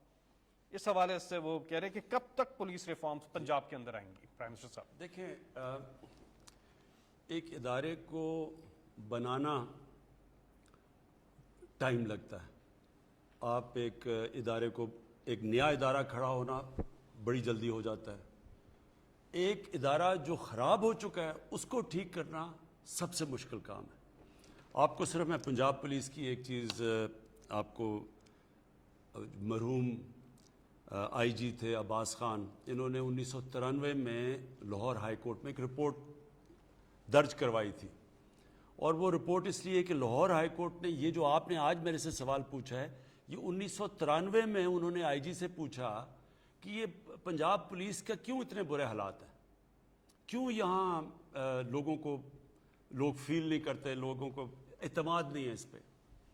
تو وہ رپورٹ وہ کافی بڑی انہوں نے رپورٹ دی تھی. اس کے اندر میں صرف آپ کو ایک پڑھ کے, میرے خیال میں پیج 18 پہ ایک وہ پیراگراف تھا. انہوں نے کہا اور یہ نواز شریف کے دوران میں 85 سے لے کے 93 تک پنجاب میں پہلے چیف منسٹر تھے پھر پرائم منسٹر, تو انہوں نے کہا کہ 25,000 لوگوں کو پنجاب پولیس میں انڈکٹ کیا میرٹ کو ہٹا کے, اور ان میں سے زیادہ تر لوگوں سے پیسے لے کے انڈکٹ کیا گیا. اور پھر جو سب سے خوفناک بات تھی, ان میں سے کئی ہارڈنڈ کرمنلز تھے, مجرم تھے جن کو پولیس میں انڈکٹ کیا. یہ 1993 کی رپورٹ ہے. دیکھیں, جب پولیس کو آپ غلط چیزوں کے لیے استعمال کریں گے تو پولیس کیا خیال ہے کہ وہ پولیس ٹھیک چلی جائے گی؟ جب آپ مخالفین کے خلاف اس کو استعمال کریں گے. آج آپ صرف یہ دیکھ لیں کہ پولیس جو پنجاب میں ہے اس سے کتنے انہوں نے ایکسٹرا جوڈیشل کلنگ یعنی کہ جو لوگ مروائے ہیں پولیس مقابلے کے نام پہ, ذرا پتہ چلوائیں کہ ان کے دور میں کتنے لوگ مروائے گئے تھے. تو جب آپ پولیس سے غلط کام کروائیں گے پھر پولیس اپنے بھی غلط کام کرے گی. یہ جو قبضہ گروپ ہیں, یہ قبضہ گروپ کیسے بنے ہیں؟ کون کرواتا تھا قبضے؟ کون ان کی پشت پہ تھا؟ ابھی جو پنجاب حکومت نے قبضے چھڑائے ہیں اس میں نون لیگ کے ایم این ایز, ان کے وزیر سرکاری زمینوں پہ قبضے کیے ہوئے تھے. اور کس کا کام تھا چھڑانا؟ جو پولیس وہ ان کے ساتھ ملی ہوئی تھی. تو جب آپ کی پولیس طاقتور کے لیے ایک قانون اور ان کو وی آئی پیز کی اور دوسری طرف عام لوگوں کے لیے دوسرا قانون, تو پولیس نہیں صحیح کام کر سکتی. اس کو ٹھیک کر رہے ہیں اور انشاءاللہ اس کو ٹھیک کریں گے. پختونخوا کے اندر کیونکہ صوبہ چھوٹا تھا اور وہاں صرف جو پچھلی حکومت تھی وہ 5 سال بیٹھی تھی, یہاں 30 سال سے یہ بیٹھے ہوئے ہیں. انہوں نے نیچے سے لے کے اوپر تک پولیس کے اندر پولیٹیسائز کیا ہوا ہے, تو تھوڑا ٹائم لگے گا. لیکن یہ میں آپ کو کہہ دوں کہ یہ ہوگا. یہی پنجاب کی پولیس کی اسی طرح لوگ تعریفیں کریں گے جو ایک وقت پہ پختونخوا کی پولیس کی کر رہے تھے. جی ہمارے ساتھ ایک کالر ہیں. جی السلام علیکم. السلام علیکم. جی جی وعلیکم السلام. جی میں فریدہ بات کر رہی ہوں. سر آپ کیسے ہیں؟ ٹھیک ہے.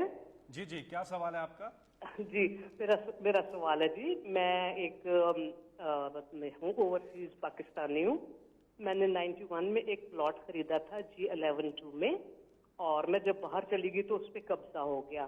جب میں واپس آئی تو مجھے پتا چلا کہ CDA اور فیڈرل ہاؤس فاؤنڈیشن تھی کوئی, انہوں نے مل کے کسی اور کو بیچ دیا. جب میں ان اداروں کے پاس گئی تو انہوں نے آئیں بائیں شائیں کر کے مجھے ٹال دیا, اور اسی طرح سے دوسرے اداروں میں بھی گئی, وفاقی محتسب میں بھی گئی, انہوں نے بھی مجھے آئیں بائیں شائیں کر کے ٹال دیا.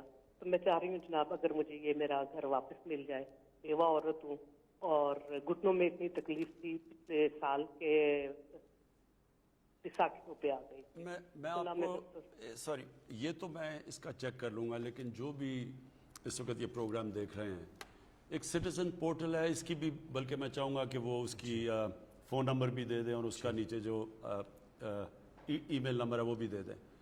میں چاہوں گا کہ کسی کی بھی زمینوں پہ قبضے ہوئے ہیں آپ پلیز اس کے اوپر ہمیں وہ اپنا پتہ اور سارا وہ ڈیٹیلز دے دیں, اور انشاءاللہ ہم ایک زمین کے اوپر پھر پوری انویسٹیگیشن کر کے, اور اگر آپ کا جائز کلیم ہے تو آپ کو واپس دلوائیں گے. جی آپ اپنے یہ ایپ ڈاؤن لوڈ کر سکتے ہیں, ویب سائٹ پر جا سکتے ہیں, آپ کی اسکرین پر یہ معلومات آ رہی ہے. اور اگر آپ کو اس میں معاورت چاہیے ہو تو ایک ٹیلی فون نمبر بھی آپ کی اسکرین پر آ رہا ہے جو سٹیزن پورٹل کا ہیلپ لائن نمبر ہے, ان سے فون کر کے آپ ان سے بھی مدد لے سکتے ہیں. اور سوری میں ایک اور آپ کو چیز کہہ دوں کہ ہم اب جو انشاءاللہ اگست تک پنجاب کے شہروں میں اور پختونخوا کے شہروں میں تو کم از کم, اور یہاں اسلام آباد میں ہم سارا میپ کر رہے ہیں, اس کو سارے لینڈ ریکارڈز کو کمپیوٹرائز کر رہے ہیں, اور وہ جب کمپیوٹرائز ہو جائے گا تو یہ بڑا مشکل ہوگا لوگوں کے لیے قبضے کرنا, کیونکہ وہ سارا کچھ کمپیوٹر پہ آ جائے گا. اس وقت پرابلم یہ ہے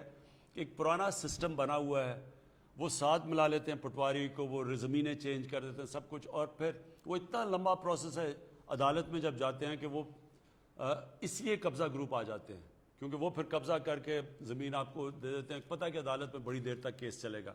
ایک تو قانون کے اندر بھی ہم ایک سول پروسیجر کوڈ ہے, عدلیہ کے ساتھ بیٹھ کے, اسلام آباد میں تو امپلیمنٹ ہے, پختونخوا میں بھی, پنجاب میں کوشش کر رہے ہیں ان کے ساتھ ڈسکس کر کے کر لیں تاکہ جلدی کیس ختم ہو.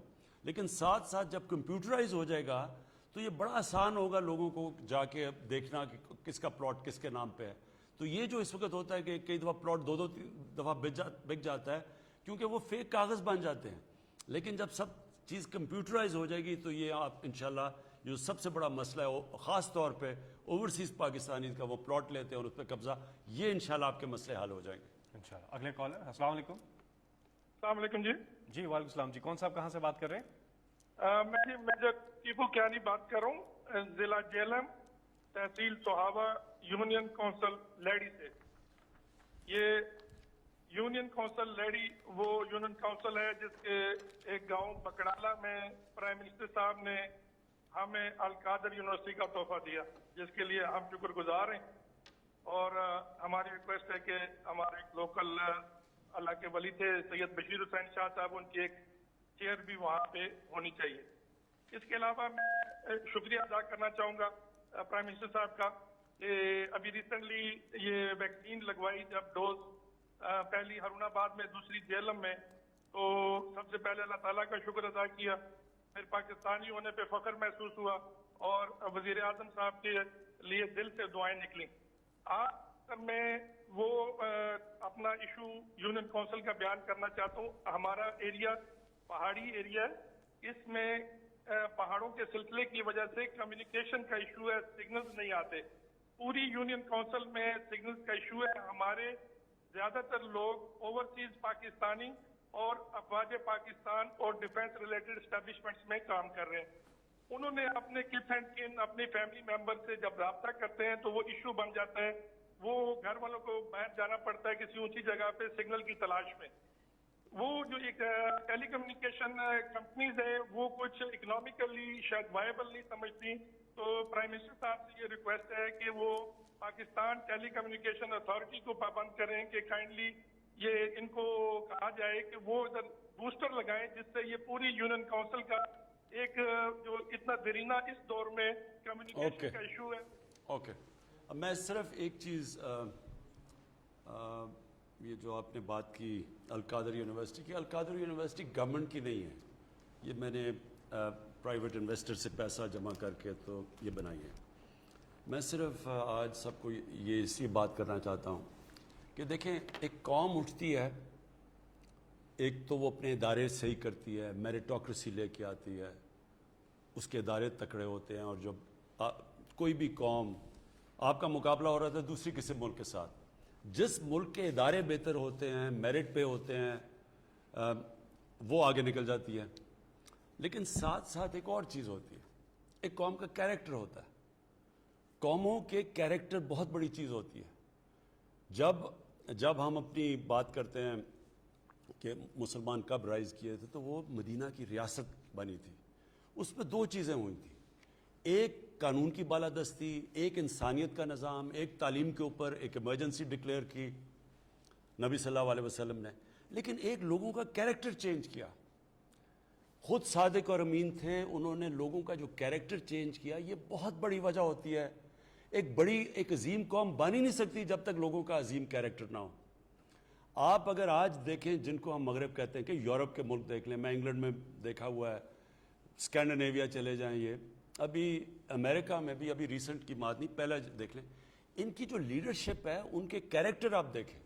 جھوٹ بولنے پہ وہ ہٹا دیتے ہیں آپ کو پاور سے, چھوٹی چھوٹی, یعنی جس طرح جو اوپر آتا ہے اس کو جب تک اس کا کیریکٹر ایک صادق اور امین کے قریب نہیں ہوتا, وہ اوپر نہیں آ سکتا. ہمیں جب مسلمان کا عروج آیا تھا تو وہ اخلاقی طور پہ سب سے سپیریئر تھے. جب ملیشیا اور انڈونیشیا کے اندر لوگ مسلمان ہوئے, کوئی مسلمان فوج نہیں گئی تھی.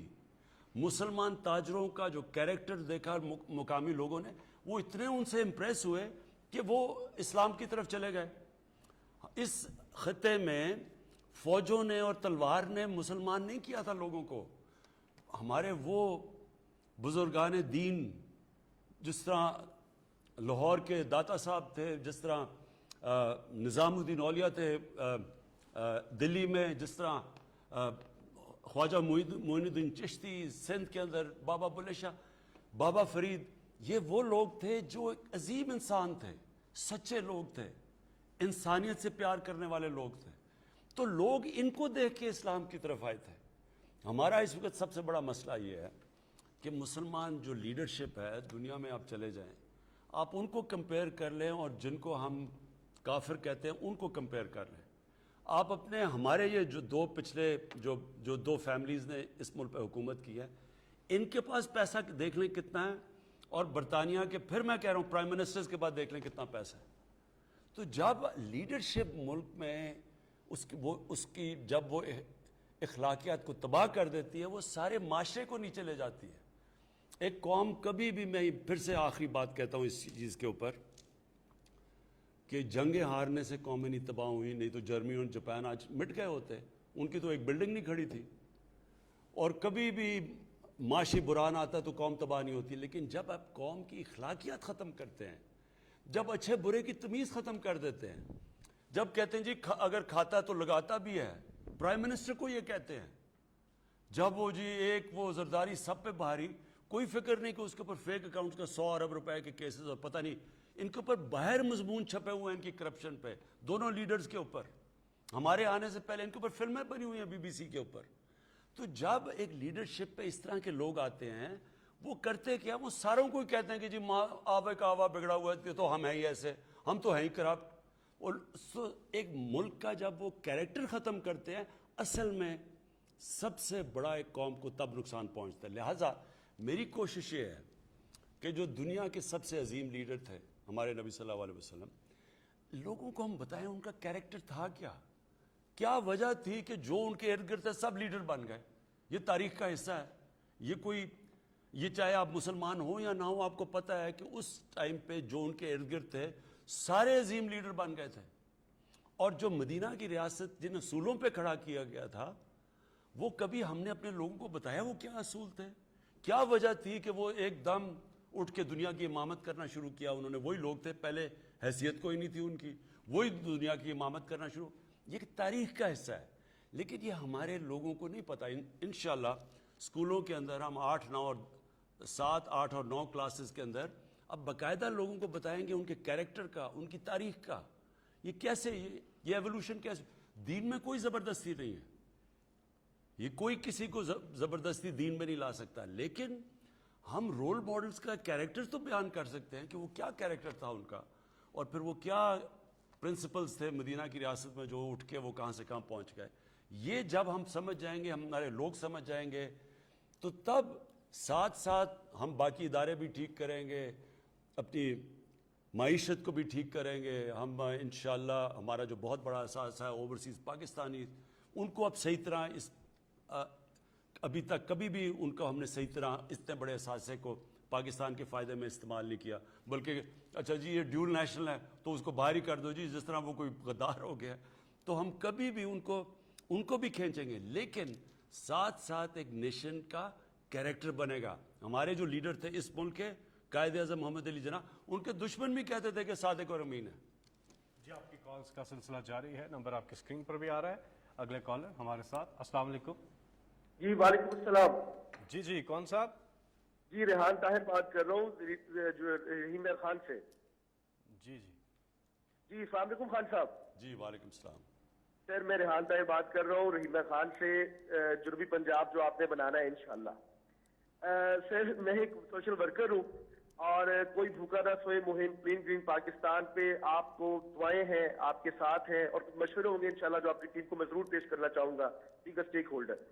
सर ये मुल्क मुतहम्मिल नहीं हो सकता ना धरने का, ना जलसों का, ना जुलूसों का। एक गरीब की जिंदगी को बीइंग अ सोशल वर्कर हम गौर से देखते हैं, करीब से देखते हैं, ये खिदमत के सफर में हम आपके साथ हैं, लेकिन इसका कोई रूल बनाए, कोई रेगुलेशन बनाए कि ये मुल्क एहतजाज का मुतहम्मिल हो सकता है। इस पर एक पॉलिसी बने कि पीडीएम में ऐलान कर दिया कि जी हम बजट को मंजूर नहीं होने देंगे। एक गरीब आदमी बहुत परेशान है, اور ہم اس میں آپ کے ساتھ اس خدمت کے سفر میں، لیکن اس پہ پالیسی بننی چاہیے جو آنے والے دنوں میں انشاءاللہ پاکستان کو مزید روشن کرے. جی دیکھیں کیونکہ میں ایک اسٹوڈنٹ ہوں ہسٹری کا اور پولیٹیکل سائنس کا بھی. آج ذرا ایک ملیشیا کو مہاتر محمد نے اٹھا دیا، لیکن وہ دیکھیں کہ وہ کیا انوائرمنٹ تھی جس میں وہ اٹھاتے گئے.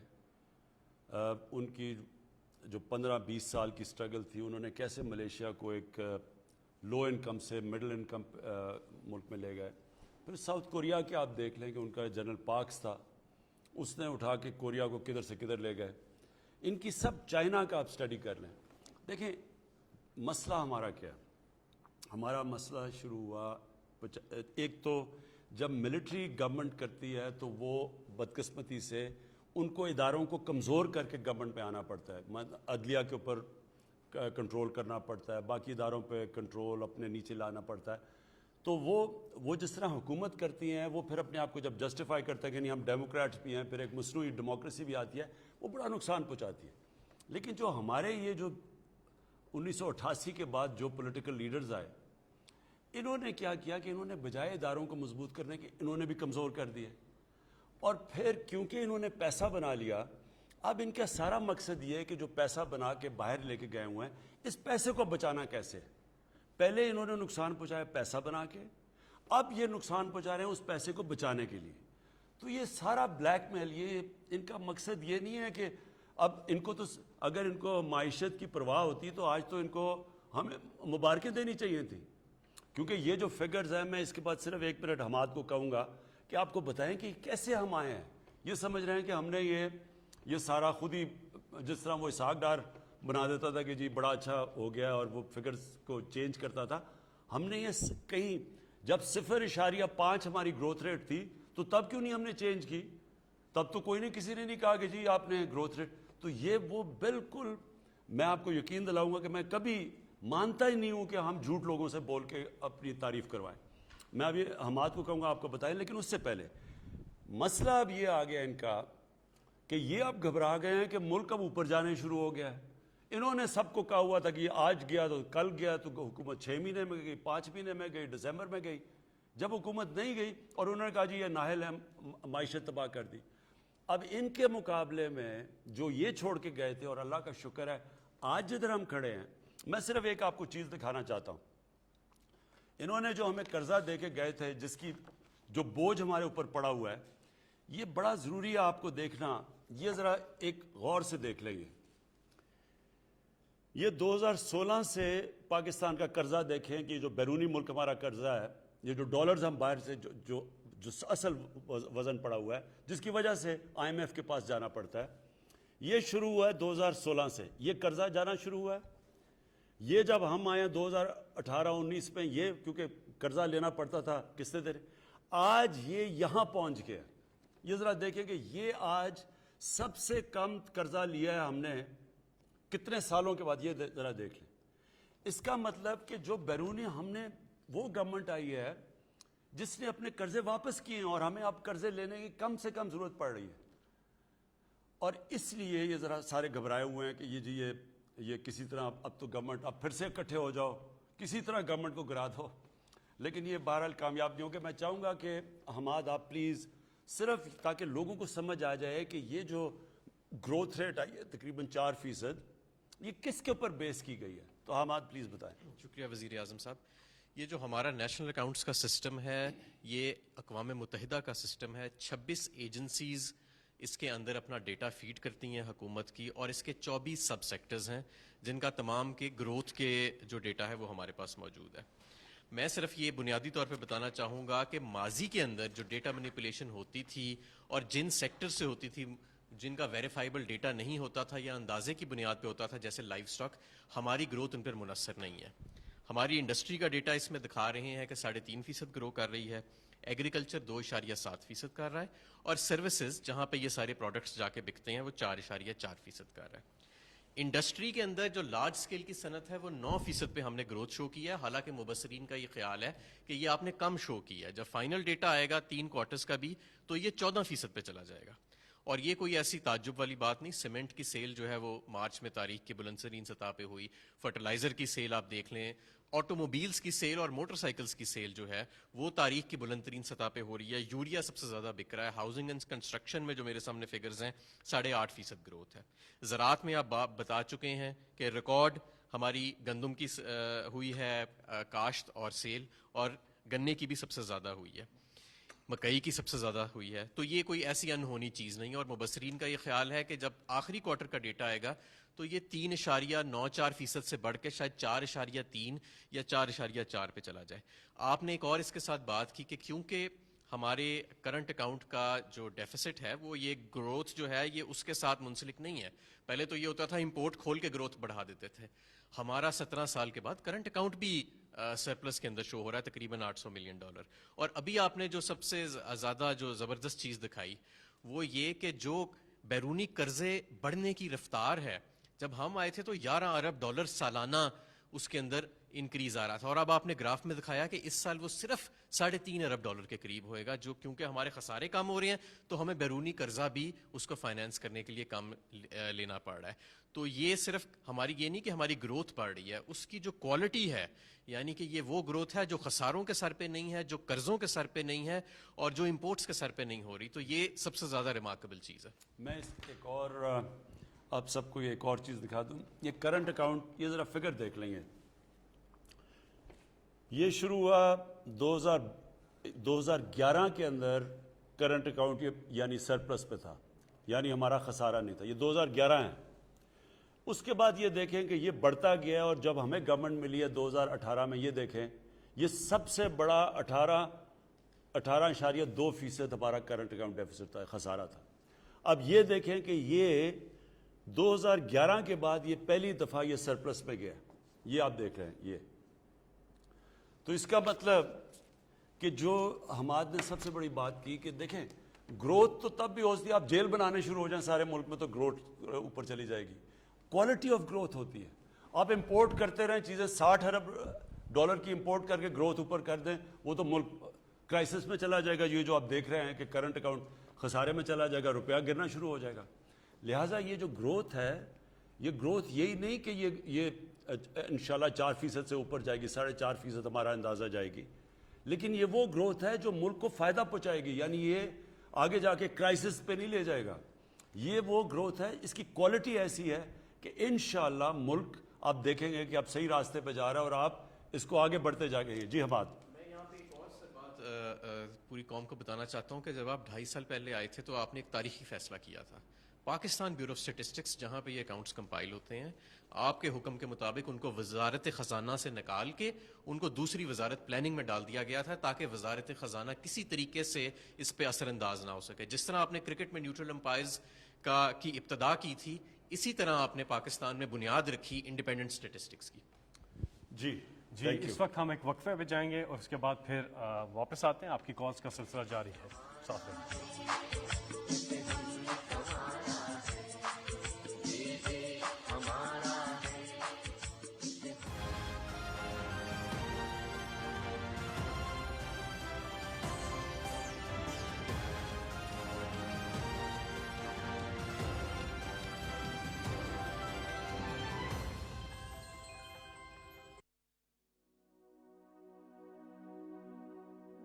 کشمیر کے زعفران زاروں سے اٹھنے والے سنتور کے سر جب مہکتے ہیں تو وطن کسی جنت سے کم نہیں لگتا.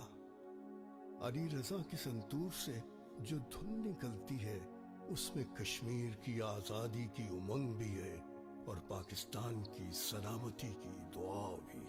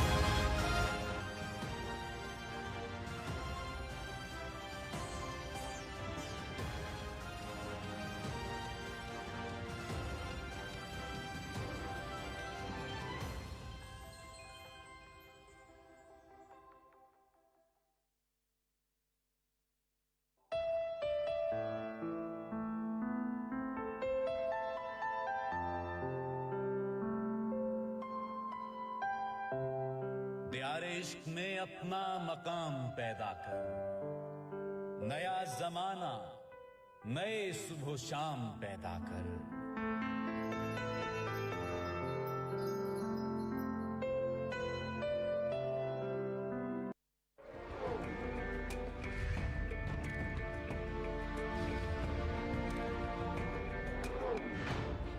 दुनिया की कोई कौम उस वक्त तक तरक्की नहीं कर सकती जब तक उसकी ख़वातीन मर्दों के शाना बशाना मुआशरे की तामीर और तरक्की में हिस्सा न लें। औरतों को घर की चार दीवारी में बंद करने वाले इंसानियत के मुजरिम हैं।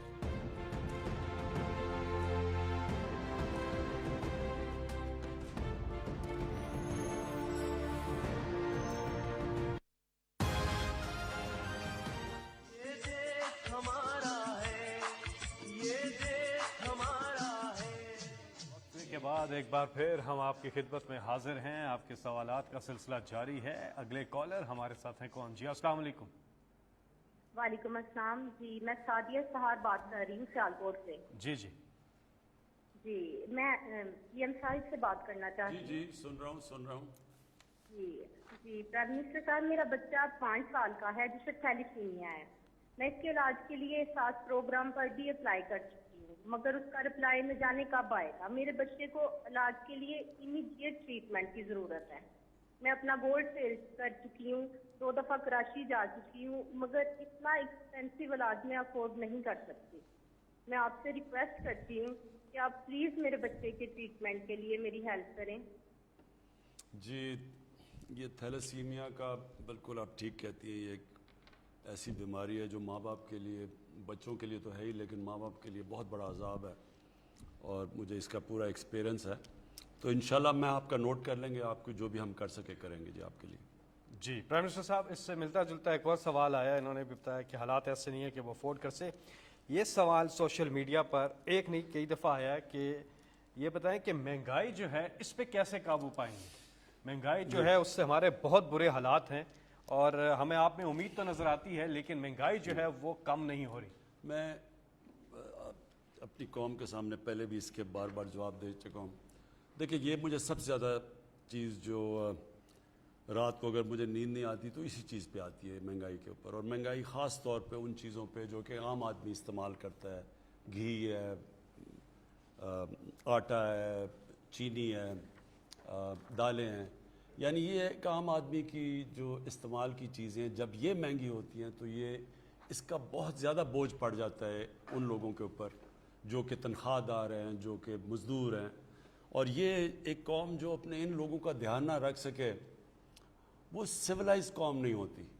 मैं कभी भी एक कौम को, अगर आपने जायज़ा लेना हो ना कि कौम कितनी सिविलाइज है, महज़ब माशरा क्या है, तो जितनी उसमें ज़्यादा इंसानियत होती है। कभी भी आप एक कौम के अमीर लोग कैसे रहते हैं उस पर कौम के ऊपर ना फैसला करें कि वो कौम किधर खड़ी है, उसके गरीब लोग कैसे रहते हैं।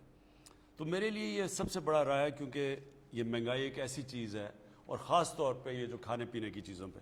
लेकिन मैं आपको सिर्फ ये यकीन दिलाना चाहता हूँ कि ये जो हम, इसका तरीका ही सबसे बड़ा ये है कि हम अपना जो एग्रीकल्चर है, ज़रूरी इस्लाहत सही करें, किसानों की मदद करें ताकि पैदावार बढ़ जाए। जितनी पैदावार बढ़ती जाएगी उतनी महंगाई आपकी कम, खाने पीने की चीज़ों की कम होती जाएगी। और उसके लिए जो हम अब किसान कार्ड लेके आ रहे हैं, ये बड़ी ख़ास चीज़ है। हमारा जो तकरीबन 65% किसान है वो 5 एकड़ की ज़मीन से कम उसके पास ज़मीन है। तो चाइना ने भी जब गुर्बत कम की थी उन्होंने इन लोगों की मदद की थी। अब इनके पास इतने वसाइल नहीं हैं कि ये अपनी ज़मीन पे पैसा खर्च कर सकें, पैदावार बढ़ा सकें। तो इसके लिए हम कई कदम उठा रहे हैं। एक वर्कर्स ट्रेन कर रहे हैं, उस सेक्टर में ट्रेंड वर्कर्स प्राइवेट सेक्टर से लेके जो जाएंगे और किसानों को नई टेक्निक्स का बताएंगे, ये छोटे किसानों को।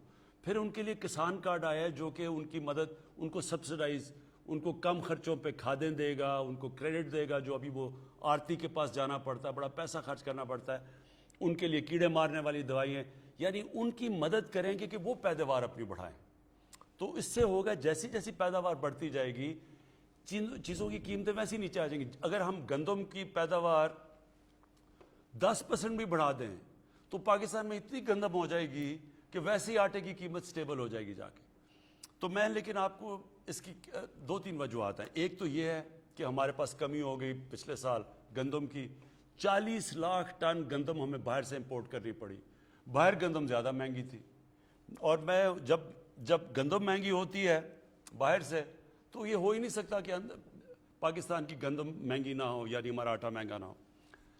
دوسری چیز یہ جو ہم چیز کر رہے ہیں آپ کے کسانوں سے سیدھا ڈائریکٹ اٹھا کے ریٹیل یعنی جو شہروں میں ان کی پیداوار آئے, اس سے بہت زیادہ قیمتیں نیچے آ جائیں گی. یہ بھی ایک طریقہ ہے. اس میں کولڈ ایک سٹوریج علیحدہ ہو تاکہ وہ اپنی چیزیں سٹور کر سکیں. ٹرانسپورٹیشن ہے. پھر وہ ڈائریکٹ یعنی جو بیچ میں پیسہ بنتا ہے وہ نہ بنے, وہ کسان کا بھی فائدہ ہو اور سستی چیزیں ملے شہر میں. لیکن میں آپ کو صرف ایک چیز بتانا چاہتا ہوں کہ 1 سال میں دنیا میں کیا ہوا ہے. اب ہم جو چیز امپورٹ کرتے ہیں وہ تو باہر سے آتی ہے, اور ادھر کیا ہوا ہے.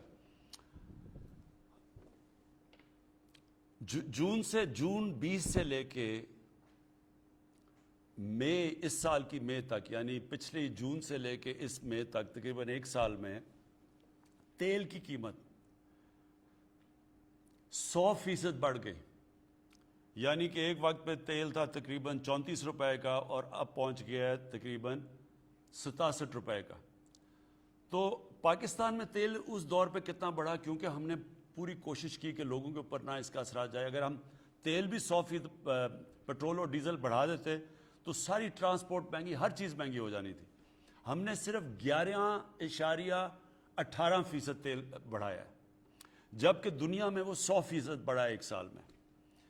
پھر پام آئل, یہ جو گھی مہنگا ہو گیا. گھی دنیا کے اندر کیونکہ ہم باہر سے سارا ہمارا پام آئل پتہ نہیں 4.5 ارب یا 5.5 ارب کی ہمیں امپورٹ کرتے ہیں پام آئل کی. تو دنیا میں پام آئل بڑھا ہے 70%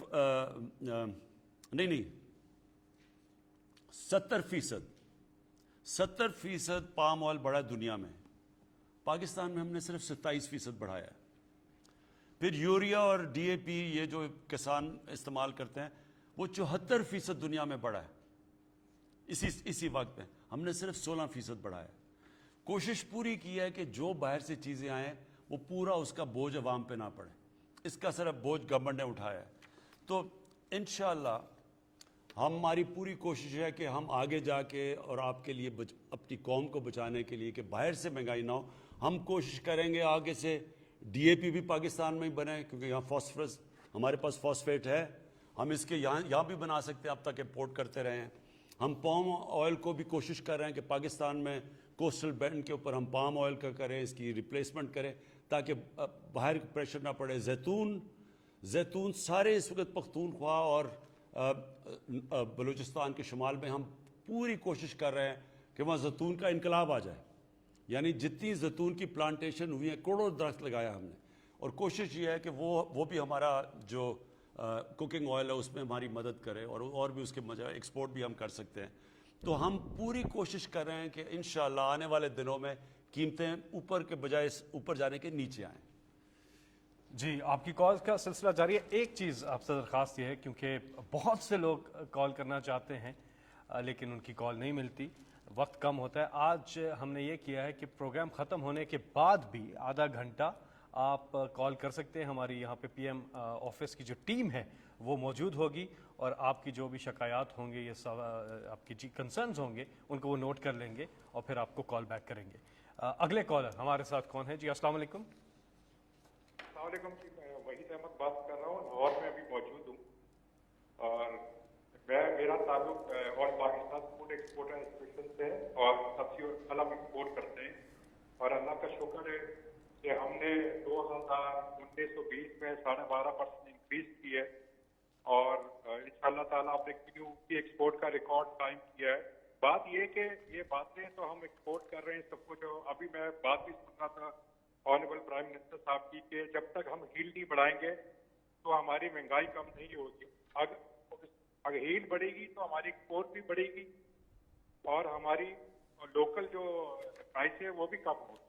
تو ہم یہ چاہتے ہیں کہ ہم نے جو ہارٹیکلچر ویژن 10 سال کا پلان بنایا ہے جس میں ہم کہہ رہے ہیں کہ پاکستان کی ایکسپورٹ آج $730 ملین کی ہے، اس کو کس طریقے سے 2 سال میں 1 ارب، 5 سال میں 2.5 ارب اور 10 سال میں کس طرح 6 ارب، اور لوگوں کو جاب جنریشن بھی ادھر ہوگی. جتنا ایگریکلچر میں اپارچونیٹی ہے جاب جنریشن میں دوسرے سیکٹر میں نہیں ہے. تو ابھی ہمیں تو لگ رہا ہے کہ ہم ایکسپورٹ بڑھ رہے ہیں، مگر ہماری فروٹ اینڈ ویجیٹیبل کی باسکٹ بہت چھوٹی ہے. ہمیں پروڈکٹ ڈیولپ کرنا پڑے گا، اور اس سے کیا ہوگا، ہماری ہیل جب بڑھے گی. میں آپ کو مثال مینگو کی، اگر پاکستان میں 1 ایکڑ میں ہم 3.5 ٹن نکال رہے ہیں، دنیا 15 سے 20 ٹن نکال رہی ہے. سیب جو ہے 1 ایکڑ میں جو ہم اپنا 1 ٹن نکال رہے ہیں، دنیا اس میں 10 ٹن نکال رہی ہے. بہت پیچھے دنیا سے. میرا یہ کہنا ہے کہ ہم اپنی ریسرچ اینڈ ڈیولپمنٹ کو فوکس کریں اور نیو ورائٹیز پہ کام کریں. ہم یہ سمجھتے ہیں کہ ہم اپنی 22 کروڑ عوام کو بھی کھلا سکتے ہیں اور دنیا کو بھی کھلا سکتے ہیں. اور ہم نے اپنے کاربیٹ میں 2019-20 میں جو ہمیں پرابلم تھے ایکسپورٹ کے، اتنے بڑے ایشو تھے، ایئر لائن کے ایشو تھے، بارڈر کے ایشو تھے، مگر ہماری منسٹری نے مدد کر کے مسئلے حل کیے اور ہم نے اپنے ایکسپورٹ 12.5% انکریز کیے، ریکارڈ ایکسپورٹ پاکستان. جی آپ کی جو یہ بات آپ نے کہی کہ ریسرچ کرنی چاہیے، ہمیں دیکھنا چاہیے کہ پاکستان میں اور کون سے ہم ویجیٹیبلز اگا سکتے ہیں. اب دیکھیں نا زیتون ہے، اب یہ ہمیں کیوں نہیں سمجھتی کہ ہمارے ملک میں جتنی زیتون کی پوٹینشیل ہے ہم دنیا کو ایکسپورٹ کر سکتے ہیں، اور وہ بہترین آئل ہے. زیتون کا جو تیل ہے وہ مہنگا سب سے زیادہ ہے وہ. تو اب ایک دم فیصلہ پختونخوا میں ہوا اور اب یہ ساری جگہ زیتون لگنا شروع ہو گیا، اور انشاءاللہ آپ دیکھیں گے 2-3 سال کے اندر ہم اس پوزیشن میں آ جائیں گے کہ زیتون ایکسپورٹ کر سکتے ہیں. اسی طرح ایک جو سبزیوں میں جو سب سے جس کو کنگ آف ویجیٹیبلز کہتے ہیں وہ ہے ایووکاڈو. اب پاکستان میں بہترین جگہ ہے ایووکاڈو لگانے کی. میں نے اپنے گھر میں لگائے ہیں تو میں تو حیران ہو گیا ہوں کہ جس طرح کے وہ ایووکاڈو ہو گئے ہیں. اب ہم یہ ساری جگہ لگا سکتے ہیں. وہ سب سے مہنگا پھل ہے، ویلیو ایڈڈ ہے، ہم یہ بیچ سکتے ہیں. میرا کہنے کا مقصد یہ ہے کہ ہمارے ملک میں 12 موسم ہیں، 12 کلائمیٹک زونز ہیں ہمارے. ہم کوئی چیز بھی اگا سکتے ہیں. یعنی دنیا میں جو چیزیں ہمیں کوئی ضرورت ہی نہیں کوئی چیز امپورٹ کرنے کی. مسئلہ یہ ہے ہم نے کبھی اس کے اوپر توجہ نہیں دی.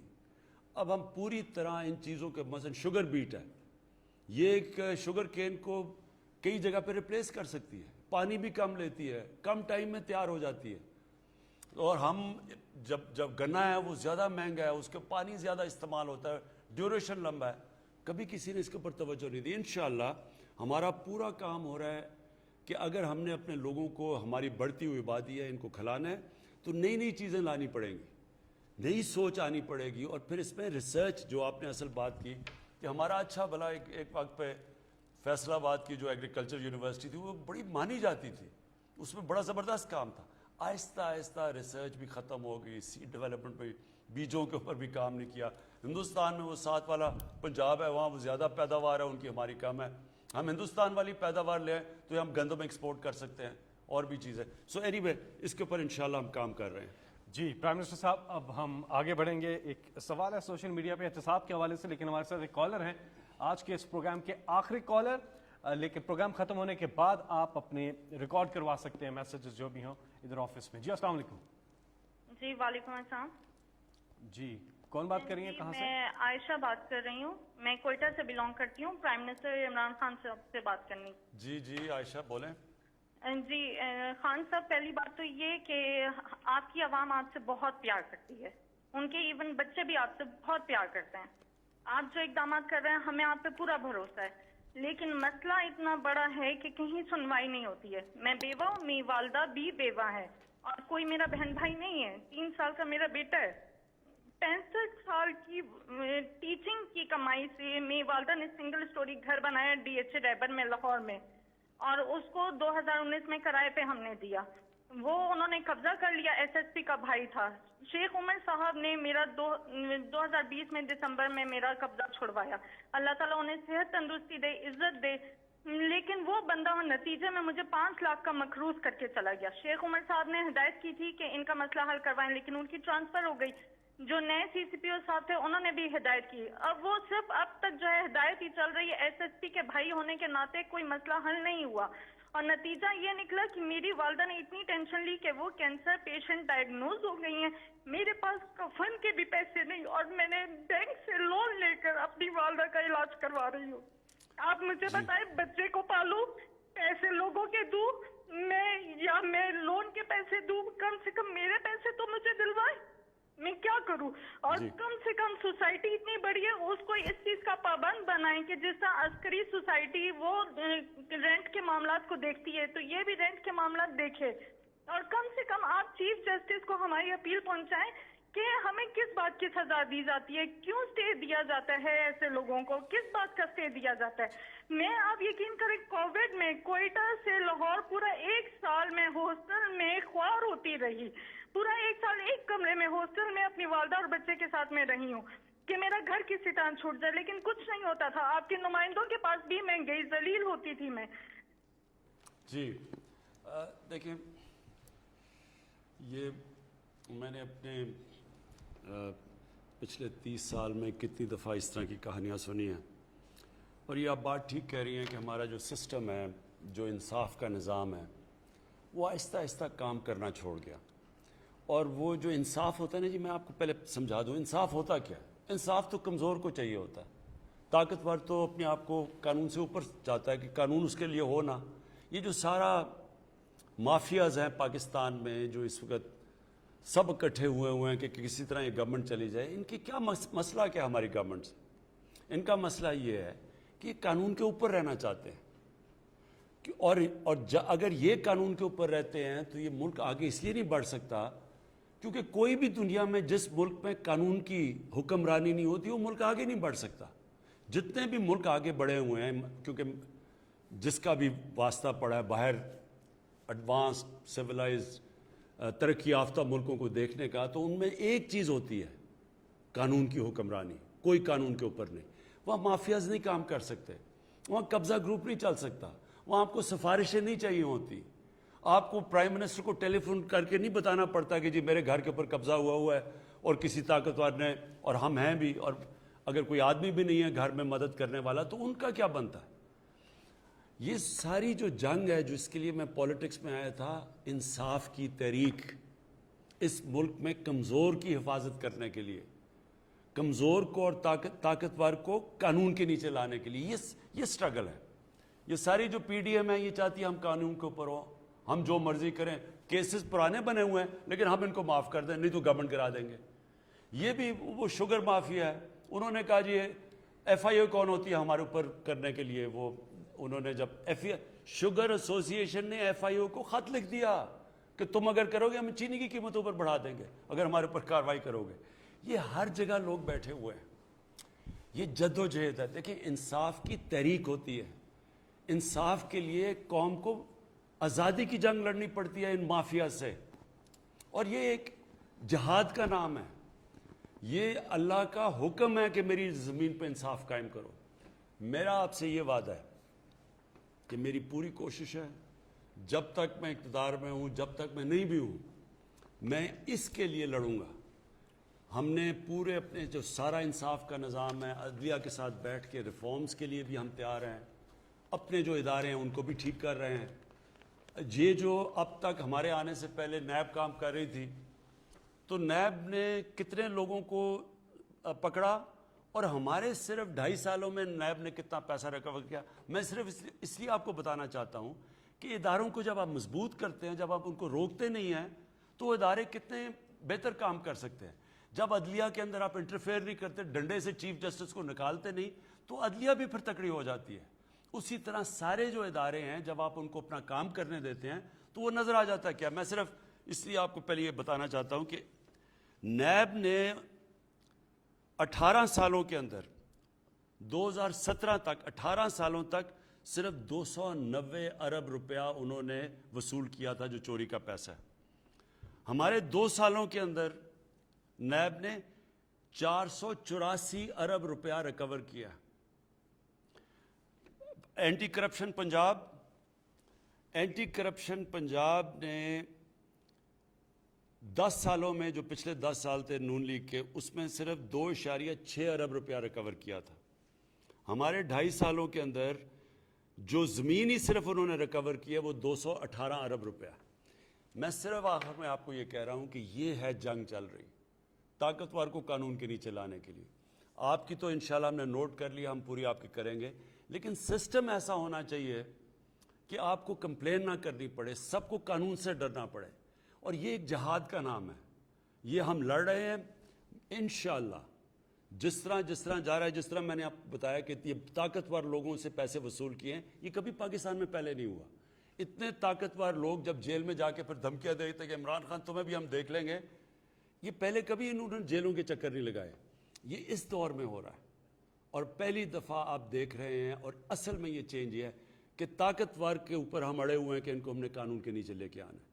کسی سے زیادتی نہیں کرنی، کسی کے اوپر غلط کیسز نہیں بنانے، لیکن جو انہوں نے اس ملک سے فراڈ کیے ہیں، چوریاں کی ہیں، ڈاکے مارے ہیں، جرم کیا ہے، ان کو اس جرم کی سزائیں دلوانی. یہ ہم کامیاب ہوتے جائیں گے انشاءاللہ. جیسے ہم کامیاب ہوں گے یہ خود ہی ملک بدلتا جائے گا.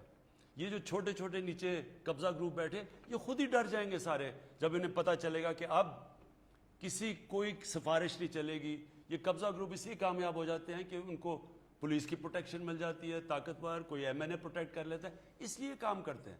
لیکن جب ان کو یہ پتہ چلے گا کہ اس ملک میں کسی قسم کی سفارش نہیں چلے گی، انصاف ملے گا، یہ خود ہی ختم ہو جائے گا سارا جو قبضہ گروپ ہے. جی، جن لوگوں کی کال نہیں مل سکی، آئندہ آپ سے ملاقات ہوگی. اپنا خیال رکھیے گا. پاکستان زندہ باد.